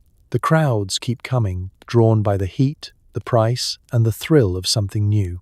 Modern street food comes with gloves, permits, and inspections. In Victorian London, it comes with character and a strong stomach. Every snack is a memory in the making, maybe a treat, maybe a regret, but always a story to tell. You finish your meal and wipe your hands on your coat, feeling full, satisfied, and just a little bit brave. As you disappear into the evening crowds, you accept the truth of Victorian street food. If you don't remember it fondly, you'll remember it urgently. Either way, tomorrow is another day, and another round of culinary roulette awaits. A refreshing lemonade stand on a hot day, what could go wrong? The answer: everything. If your lemonade is flavoured with sulfuric acid, a favourite for that extra zing. The sun is high over Victorian London. A rare day when the city isn't blanketed in drizzle or smog. You're parched. The air is thick and sticky, the kind that makes you long for something cold and tart. Just as your tongue starts to feel like sandpaper, you hear the cheerful cry from the corner. Lemonade! Fresh, genuine lemonade, 1 penny a glass. It sounds like a miracle in a city where water is suspect and tea is more bitter than life itself. You join the line at the street vendor's cart, your hopes high and your standards well, Victorian. Glasses clink, coins clatter, and soon you're handed a cloudy, pale yellow drink. The vendor grins, wiping his hands on a mystery-stained apron, and assures you it's the real article. You take a hopeful sip, expecting a burst of citrus. Instead, you get a mouthful of sugar, a touch of tartness, and a finish that tingles, a sensation somewhere between refreshing and chemical warfare. Here's the secret. Lemons are expensive. For most vendors, the only thing genuine about the lemonade is the price. The main ingredients are water, a heap of sugar, or whatever passes for sugar this week, and citric or tartaric acid for that sharp edge. A few enterprising souls, however, have discovered that a tiny splash of sulfuric acid, the same stuff found in batteries, gives lemonade an unbeatable mouth-puckering zing. It's cheap, it's easy to find, and it's great for cleaning coins and removing warts. Why not put it in your drink? The result? A lemonade that could double as a chemistry experiment. Some batches taste like lemons, others like regret. Every now and then, a glass packs such a punch, you half expect it to etch your initials into your teeth. If the vendor is particularly generous, your tongue goes numb, your lips tingle, and you spend the afternoon wondering if your insides are cleaner than ever before. Of course, the penny press catches on. Headlines warn battery acid in the lemonade and public menaced by sulfuric swindle. Food reformers and doctors lecture on the dangers of chemical concoctions, but the average Londoner shrugs. In a world where beer is safer than water and milk is a gamble, a slightly dangerous lemonade seems almost quaint. Sometimes, vendors use other tricks. A few drops of yellow dye for color, or a sprig of mint to distract from the aftertaste. Some try to make their concoctions healthful by adding quinine or digestive powders, with mixed and sometimes spectacular results. If you ask what's in the glass, the answer is always lemon and love. Read, don't ask. Modern lemonade is filtered, pasteurized, and rigorously inspected. But in Victorian times, refreshment is a risk, and every glass an adventure. You finish your drink, lips tingling, and wonder if your thirst has truly been quenched, or if you've just swapped one problem for another. Still, on a hot day, a penny lemonade is pure Victorian optimism in a glass. Sweet, sharp, and just a little bit reckless. You wipe your mouth, thank the vendor, and walk away with a smile, ready for whatever the city throws at you next. Even the prized Sunday roast gets the Victorian touch. Meat padded out with breadcrumbs, gravy thickened with brick dust, and vegetables boiled until they admit defeat. It's Sunday in Victorian London, a day of rest and, if you're lucky, a real meal. All week, you've subsisted on chalky buns and mystery stews, but today, tantalizing smells drift from the bakeries and taverns. Even the air seems to buzz with anticipation. For most, the Sunday roast is the culinary highlight of the week, a chance to pretend, if only for an hour, that life is something more than a survival sport. You gather around the battered family table. The children squirm with excitement. Someone produces a battered tin plate. There, glistening in the flickering light, is the main event. A slab of roast beef, or at least something that started out as beef, ringed by potatoes, carrots, and the faintest memory of a green vegetable. Steam rises, and your mouth waters. You carve a slice, inhaling the scent of roasting fat and whatever managed to survive the fire. But let's talk reality. Meat in Victorian London is expensive and rare, especially for the working class. To make it stretch, the butcher pads the joint with generous handfuls of breadcrumbs, day-old crusts, and, for those in the know, a scoop of suet or drippings. Sometimes, the roast isn't even beef at all, but mutton, pork, or a creative combination of the week's leftovers pressed together and roasted until unrecognizable. The vegetables fare no better. Potatoes are reliable, if floury. Carrots and turnips have been boiled to the brink of oblivion, soft enough for the toothless, and bland enough for the indifferent. Peas, if present, are more grey than green, having sacrificed their dignity and colour to hours of relentless simmering. Cabbage may appear, boiled and bitter, filling the air with a perfume only the Victorians could love. Then there's the gravy, oh the gravy, a true miracle of thrift. Flour is scarce, so the clever cook adds whatever's on hand, potato starch, old bread, and sometimes, in a feat of Victorian daring, a pinch of brick dust to give it colour and body. The result is a sauce that clings to your meat and, with luck, doesn't crunch between your teeth. Pepper and salt are doled out with caution, each grain precious as gold. Most of the flavour comes from the pan drippings, or occasionally the memory of drippings from weeks past. Despite all this, Sunday roast is a treat. It's hot, it's filling, and it's eaten in good company. You savour each mouthful, trying not to dwell on the faintly metallic aftertaste or the way the bread sops up the gravy like a sponge in the Thames. The children fight over the crispiest potato, and someone always manages to sneak an extra crust. By the end of the meal, the table is cleared, the plates are licked clean, and there's a collective sigh of satisfaction. Modern Sunday dinners come with perfect roast beef, crisp vegetables, and lashings of rich gravy. In Victorian London, you make do, stretch what you have, and celebrate the fact that you're eating something that vaguely resembles real food. So you lean back, full for the first time all week, grateful for the meager comfort of the roast, even if the nutrition is mostly wishful thinking. Licorice is cheap, popular, and sometimes black because of soot or cheap dyes. If your tongue is still attached, you've beaten the odds. It's a foggy afternoon in Victorian London, the kind that makes you wish you owned a real coat. The streets are thick with the sound of vendors hawking everything from whelks to walnut shells. But today, your eye is drawn to a humble stall with a sign that reads, "Licorice sticks, a farthing each." Children crowd around, grinning, their teeth already dark with sugar and secrets. Licorice, the working child's delight, is the candy that promises a lot for a little. Sweet, chewy, and, crucially, affordable. It's the snack of the young, the restless, and the dental professional. The vendor hands you a glossy black stick. It's cold, firm, and sticky enough to glue your fingers together. You bite in, bracing yourself for a jolt of sweetness that tastes somewhere between root, molasses, and, if you're unlucky, charcoal. Real licorice root is imported, boiled, and concentrated into a sticky black goo. That's the theory, at least. But as with all things Victorian, corners are cut in spectacular fashion.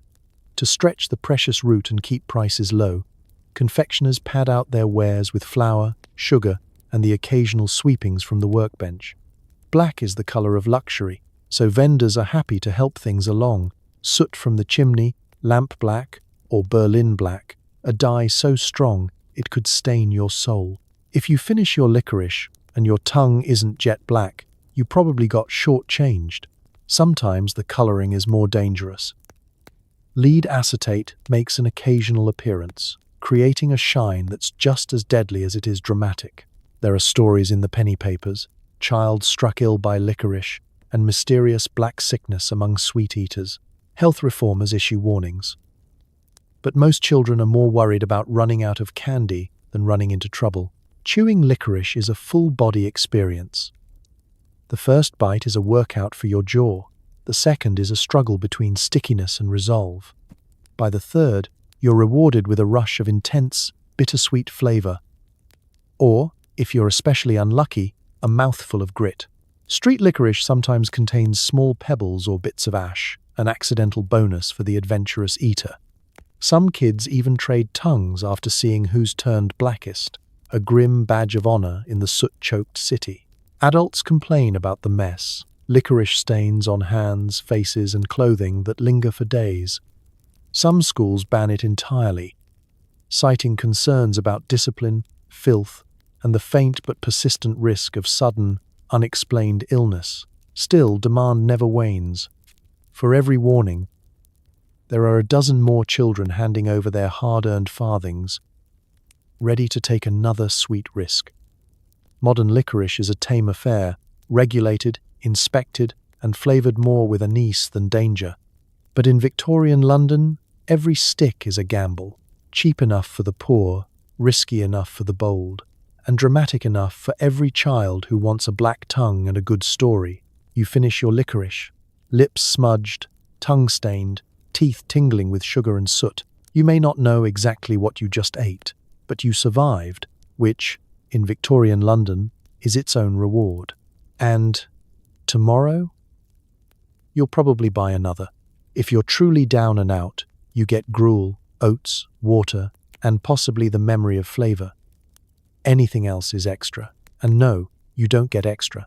It's dawn in a Victorian workhouse, and you're already hungry. The cots are hard, the air is damp, and your stomach rumbles in the key of desperation.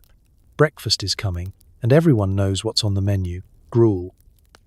If you're unfamiliar, gruel is what happens when you cross porridge with pessimism and remove everything that could remotely be considered fun. You queue up with the others, clutching your battered tin bowl. The kitchen is steamy and loud, filled with the clatter of ladles and the murmur of complaints.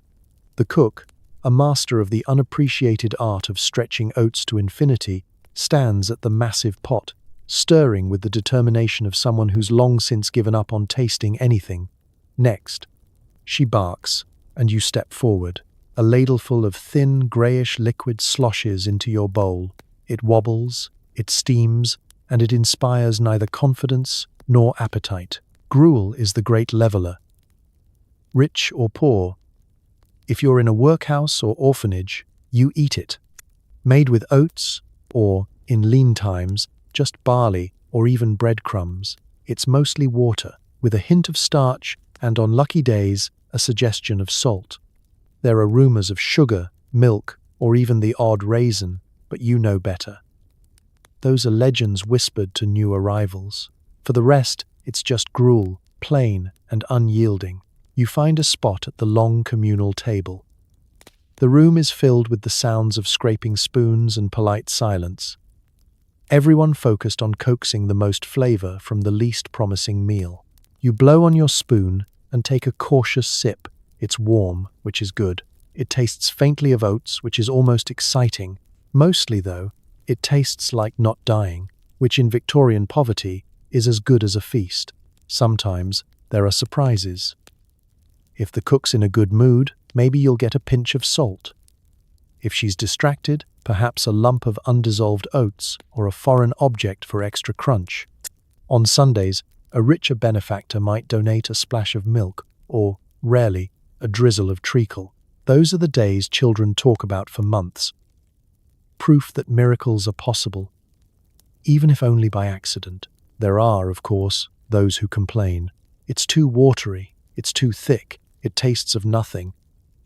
But complaints are a waste of breath, and, besides, everyone's too hungry to argue. The rules are clear. Eat what's given, ask for nothing, and try not to look at the bottom of your bowl when you're finished. Some days, you use your bread, if you get any, to mop up the last drops, extending the meal by a precious few seconds. Modern overnight oats might come with chia seeds and organic honey. Victorian gruel comes with humility, patience, and a faint hope that tomorrow's pot will be less watery. Food for the poor isn't about pleasure, it's about survival, pure and simple. You scrape your bowl, licking the spoon and wondering how long until the next meal. Gruel may not be glamorous, but it fills a need, and sometimes that's enough. And as you shuffle off to another day, you remind yourself, at least you ate. In Victorian London, that's more than many could hope for. Eventually, people start to notice the side effects of eating paint for breakfast. Scandals erupt, chemists panic, and Parliament grudgingly steps in, just a few million deaths later. It's late Victorian London, and the cracks are starting to show in the great culinary con. For years, you and your neighbours have nibbled on buns laced with plaster, sipped milk that tastes of the river, and savoured sweets bright enough to guide ships through the fog. Maybe you've noticed your teeth chipping on your penny bun, or perhaps you're wondering why the licorice turns your tongue black for a week. But what's a little poisoning between friends? Then, suddenly, the scandals begin. Newspapers catch wind of a horrid discovery at a pie shop. Sausages stuffed with sawdust, green pickles steeped in copper sulfate, butter the colour of a jaundiced daffodil. The headlines scream, "Shocking adulteration exposed." The public is appalled and a little impressed at the creativity. Outraged customers demand answers, but shopkeepers just shrug. Everyone does it, madam. How else would we stay in business? The real heroes of the era are not politicians but chemists. Enter Frederick Ackham and Arthur Hill Hassall, two men who spend their days poking through the city's food supply, uncovering horrors at every turn. Ackham, a German scientist with a flair for the dramatic, publishes A Treatise on Adulterations of Food, a book as thick with evidence as the city is with fog. He finds alum in bread, lead in candies, copper in pickles, and chalk in almost everything else. His warning? There is death in the pot. Londoners, suddenly queasy, look twice at everything they eat. Soon after, Arthur Hill Hassall takes up the mantle, examining market food with his trusty microscope. His reports for the Lancet read like Victorian horror stories. He exposes red wine coloured with lead, coffee mixed with burnt sugar and sand, and jam bulked out with mashed turnips. Public outrage builds. Pamphlets circulate. Editorials shriek. Cartoonists have a field day. Drawing bakers pouring buckets of chemicals into their dough. But Parliament, never in a hurry, dithers. Businessmen claim these practices are traditional, and that nobody has actually died, well, nobody important. Besides, if you ban the brick dust, what's left for gravy? Still, with pressure mounting, a few brave lawmakers finally act. In 1860, the first Food Adulteration Act stumbles onto the books. A document as leaky as the Thames, but at least a start. Enforcement is a challenge. Local officials are reluctant, bribes are rampant, and some chemists find themselves threatened or pelted with buns by angry bakers. Shopkeepers get clever, swapping out one adulterant for another or simply making their labels more creative. Still, the tide has turned. Inspectors, empowered slightly by law, begin spot-checking milk, bread, and candy.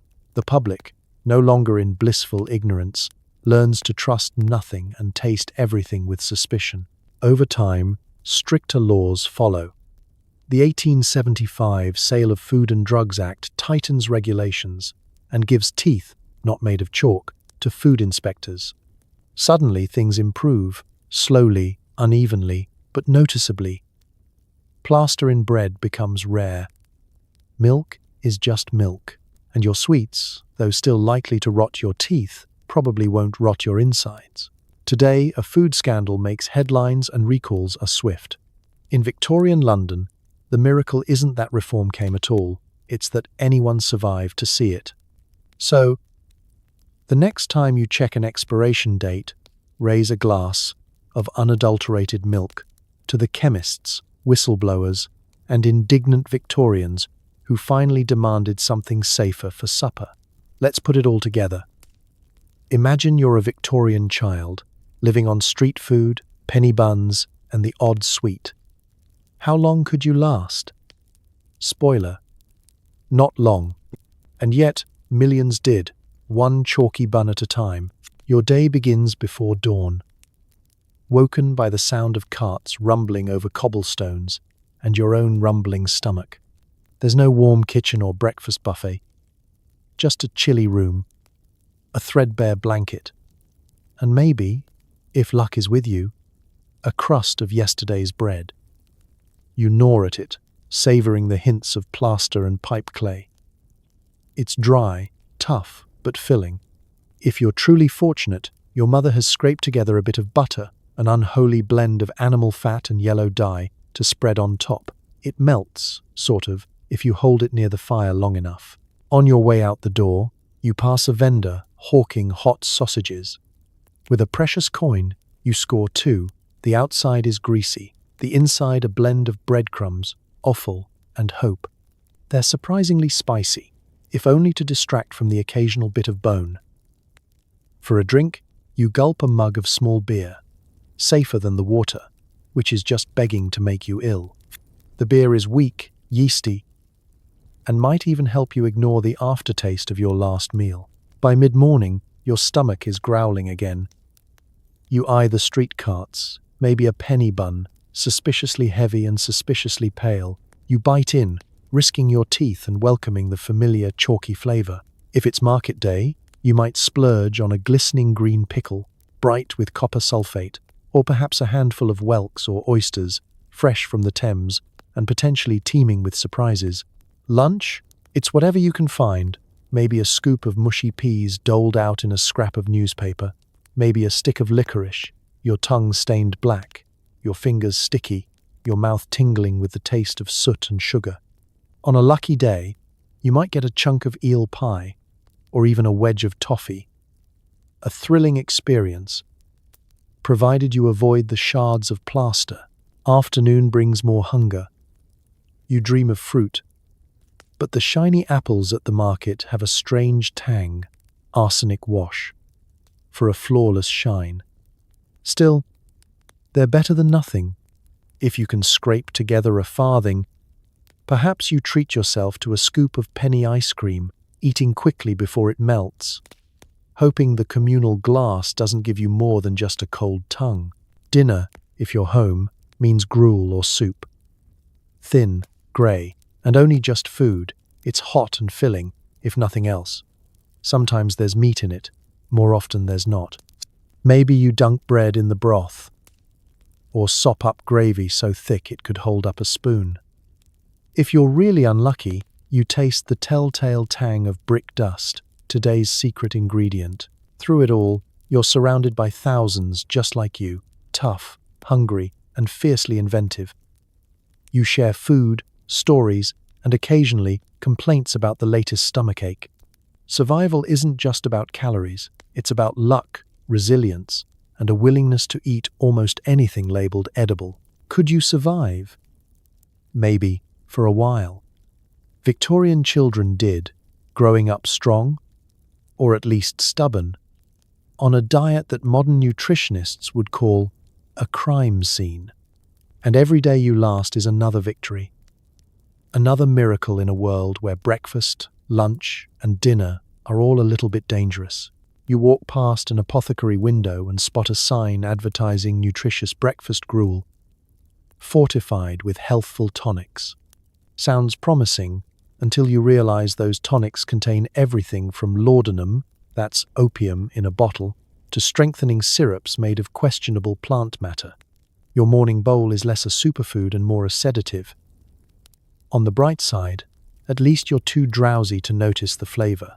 Let's set the scene. It's a grey Victorian dawn. You're tired, sore, and dreaming of breakfast that does more than fill the void. At the corner of the street, a makeshift cafe advertises health gruel and fortifying elixirs. You duck inside, lured by the promise of energy, wellness, and maybe even a little sophistication. The shop smells like oats, herbs, and something medicinal, like a doctor's office mixed with a barn. Your bowl arrives steaming, the contents a beige mystery crowned with a generous drizzle of invigorating syrup.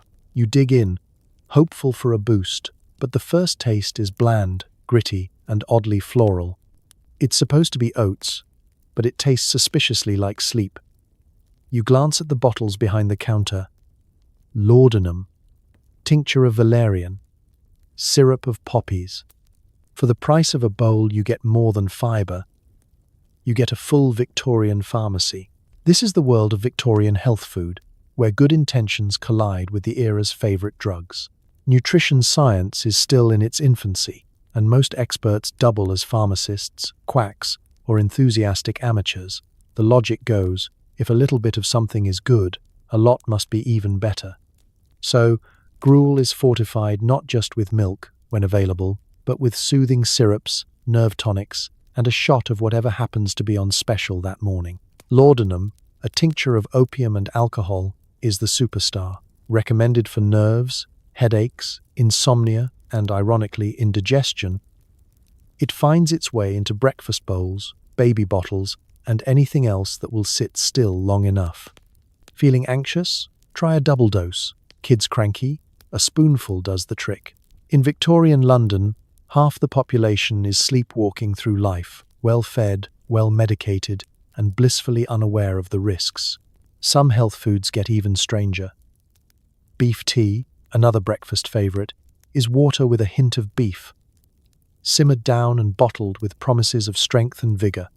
Add a dash of herbal fortifier. Maybe some coca leaf extract for pep. And you've got breakfast, lunch, and a legal high all in one mug. Newspapers run glowing testimonials from satisfied customers, while doctors debate the merits of oats versus opium. Of course, not everyone is convinced. Reformers warn about the dangers of habit-forming foods, but most people are just relieved to have something, anything, that takes the edge off reality.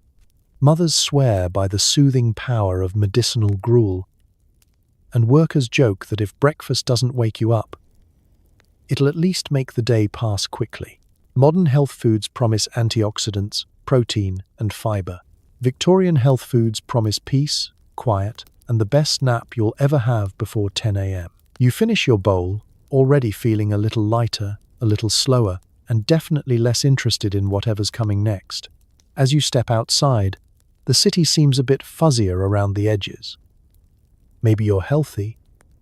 Maybe you're just comfortably numb. In Victorian London, sometimes the best superfood is the one that lets you forget what's in it. Your throat is sore, and you do what any self-respecting Victorian would: buy a penny's worth of vinegar lozenges from the chemist. These miracle sweets promise relief and good cheer, but what you actually get is a mouthful of acid, powdered alum, and the faint taste of old socks. If your throat still hurts, at least your taste buds are now numb. It's midwinter in Victorian London, and every street is echoing with coughs, sneezes, and the hacking of overworked lungs. You've spent all night shivering under your threadbare blanket, only to wake up with a throat that feels like you gargled coal dust. On your way to work, you pass the neighborhood chemist, a storefront promising cures for all ailments in the window. A hand-painted sign catches your eye. Vinegar lozenges, 1 penny, swift relief. Desperate, you hand over your coin. The chemist, a man with sideburns that belong in a Dickens novel, plucks a paper twist from a dusty jar and places it in your palm. You unwrap the lozenge. It's chalk, white, powdery, and smells sharply of vinegar with a hint of something medicinal, or possibly just ancient. You pop it in your mouth, bracing for a rush of soothing sweetness. What you get instead is a full-on chemical assault. The lozenge fizzes briefly on your tongue, burning with vinegar and something caustic, alum, if the penny press is to be believed. Alum is great for tanning hides and setting dyes, but less ideal for soothing human throats. The taste is equal parts acid, bitterness, and memories of the rag bin. You try not to grimace as your eyes water. Somewhere in the background is a suggestion of sweetness, but it's mostly overwhelmed by the sensation of having licked a window cleaner. You keep sucking, mostly because you paid for it. After a minute or two, your throat is less sore, mostly because it's gone numb. The package claims you'll soon be singing like a nightingale, but all you're doing is blinking away tears and wondering if the cure is worse than the complaint. Vinegar lozenges aren't the only dubious Victorian medicine. The city's chemists are bursting with remedies for every possible ailment. Cough drops laced with morphine, herbal syrups loaded with alcohol, and tonics spiked with cocaine for a little extra pep. Labels boast of scientific formulation and immediate results. The reality is a lottery.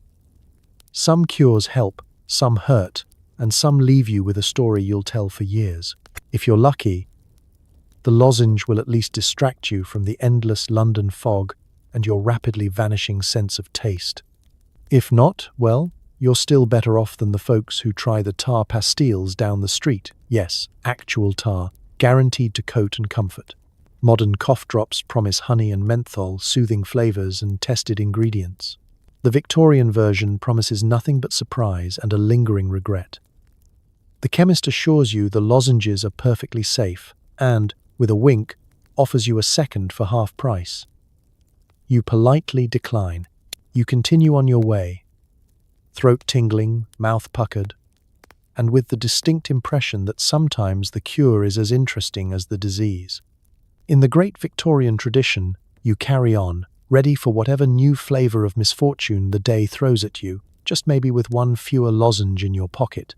Every market stall is plastered with signs promising the latest patent food invention. Want a biscuit that never goes stale? Try one improved with borax. Fancy a soup that lasts for months? It's pickled, tinned, and tastes like an experiment gone wrong. In Victorian times, the word patent was just code for contains more science than food. It's late afternoon in a bustling Victorian marketplace. You weave between barrels, crates, and shouts of vendors hawking their wares. Try the new patent biscuit. Good for voyages, picnics, and your teeth. A nearby sign advertises patent potted meat, guaranteed never to spoil. The possibilities are endless, and the claims are extravagant. Food and science are having a love affair, and your stomach is along for the ride. You eye the biscuit cart, curious about these so-called marvels of innovation. The vendor hands you a hard, oblong biscuit. Its color somewhere between antique ivory and laundry day gray. You bite in, hoping for flavor, and are greeted by a snap so loud it startles a passing dog.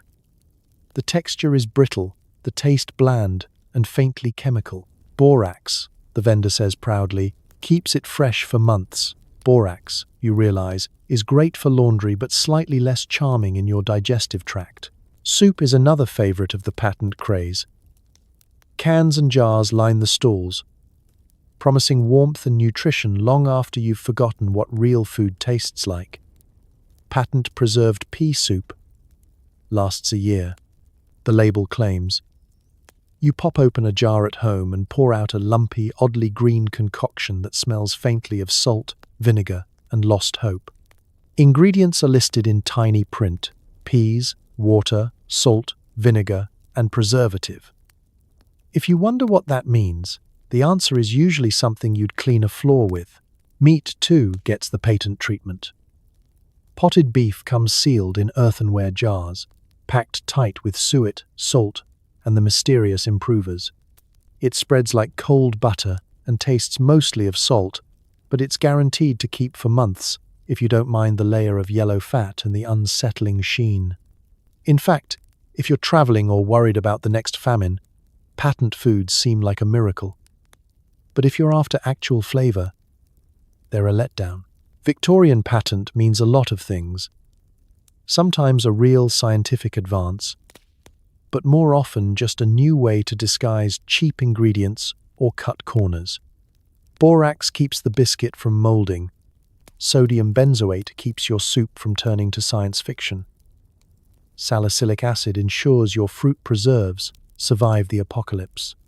The government issues occasional warnings, and reformers mutter about chemical cuisine, but the public is too dazzled by the modernity to care, at least until the stomach cramps begin.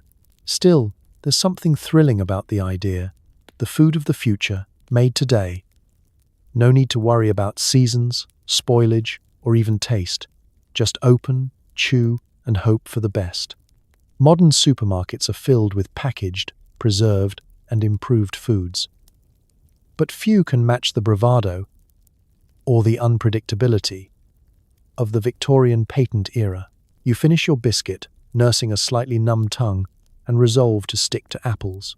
Then you remember what they're polished with and decide, once again, that in Victorian London, every meal is a leap of faith and every patent label just another mystery to solve. Cheap soup kitchens are the pride of the Victorian philanthropist, vats of grey liquid ladled out to the masses. The catch? The main ingredient is often bones, more bones, and whatever vegetables were swept up off the market floor at closing time. The result is less nourishing meal and more existential question. Is this actually soup, or just regret in a bowl? Picture this.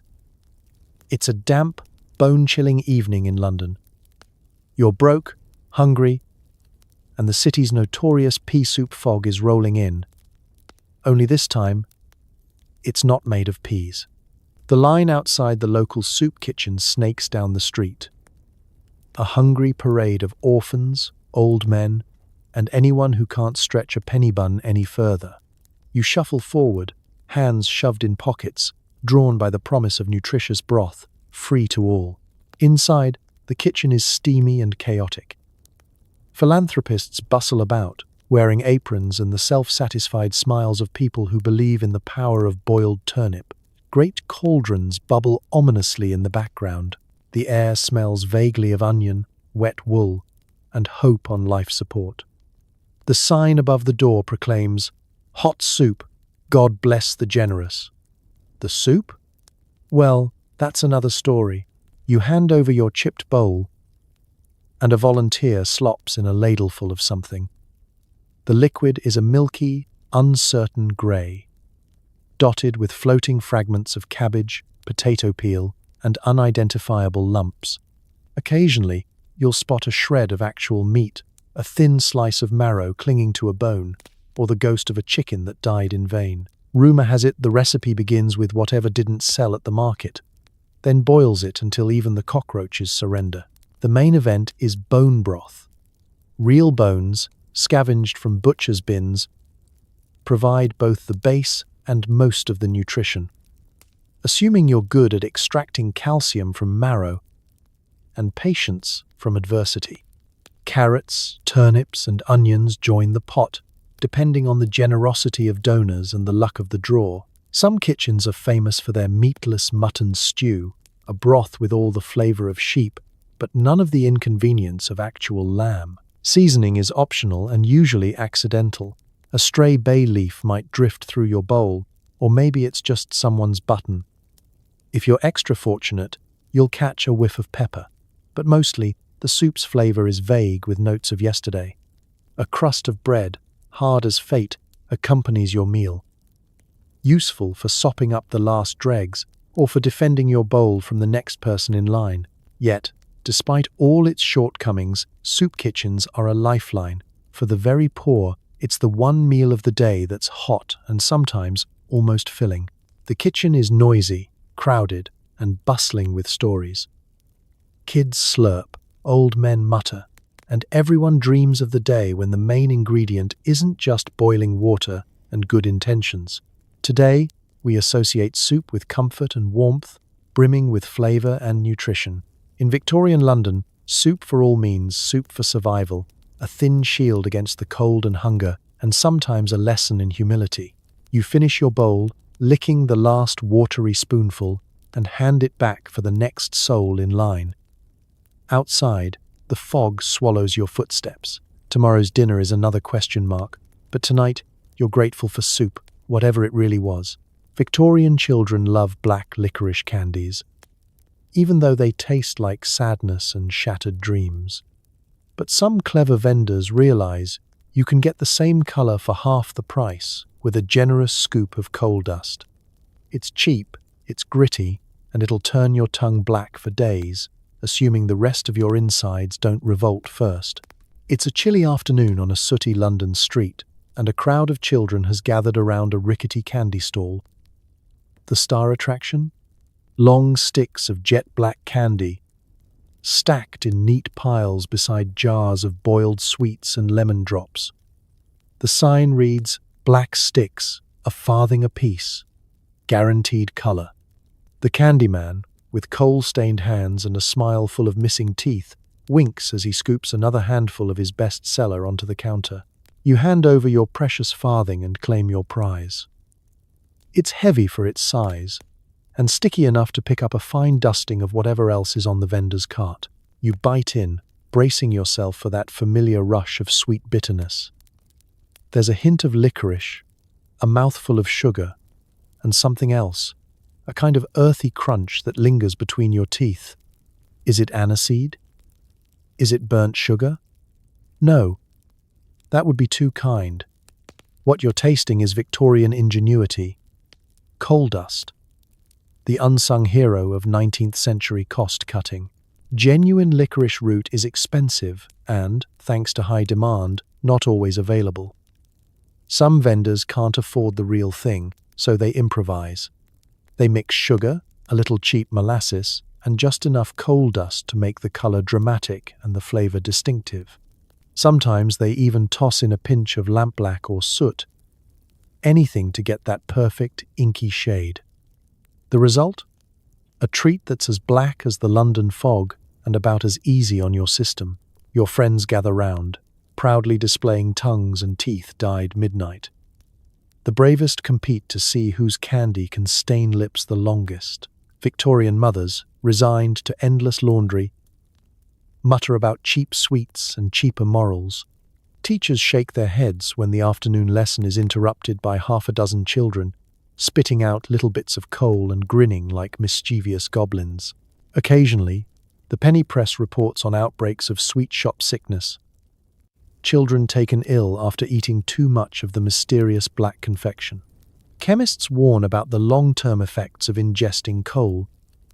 But in a world where chalk in bread and copper in pickles are everyday risks, a little coal dust feels almost routine. Besides, the candy is cheap, and it's better than nothing. Not all black candies are created equal. The more reputable shops use proper licorice, though it's never quite sweet enough to hide the natural bitterness. Some add a hint of anise, others use nothing but sugar and coloring, but everyone agrees, the blacker the sweet, the better the story. If you can show up to dinner with a tongue as dark as the River Thames, you've had a good day. Modern confectionery laws would have a fit at the very thought. Today, black sweets are flavoured and coloured by science, but never by the coal scuttle. In Victorian London, if it was cheap and eye-catching, it was fair game for a candy maker. So you finish your stick, grin at your friends, and relish your moment as the coal-dusted champion of the street. After all, you survived another sweet risk in the world's tastiest industrial revolution. So tonight, as you curl up in your clean bed with your snacks that probably won't poison you, take a moment to be grateful. Grateful for ingredient labels, health inspectors, and the fact that your bread isn't padded out with ground-up bones and a sprinkle of arsenic for colour. We've wandered through Victorian markets where sweets glowed like radioactive traffic lights. Milk was whiter than snow for all the wrong reasons, and the only thing more uncertain than a penny bun was your next trip to the privy. The truth is, surviving a single day on the diet of a Victorian child was less about culinary adventure and more about sheer luck.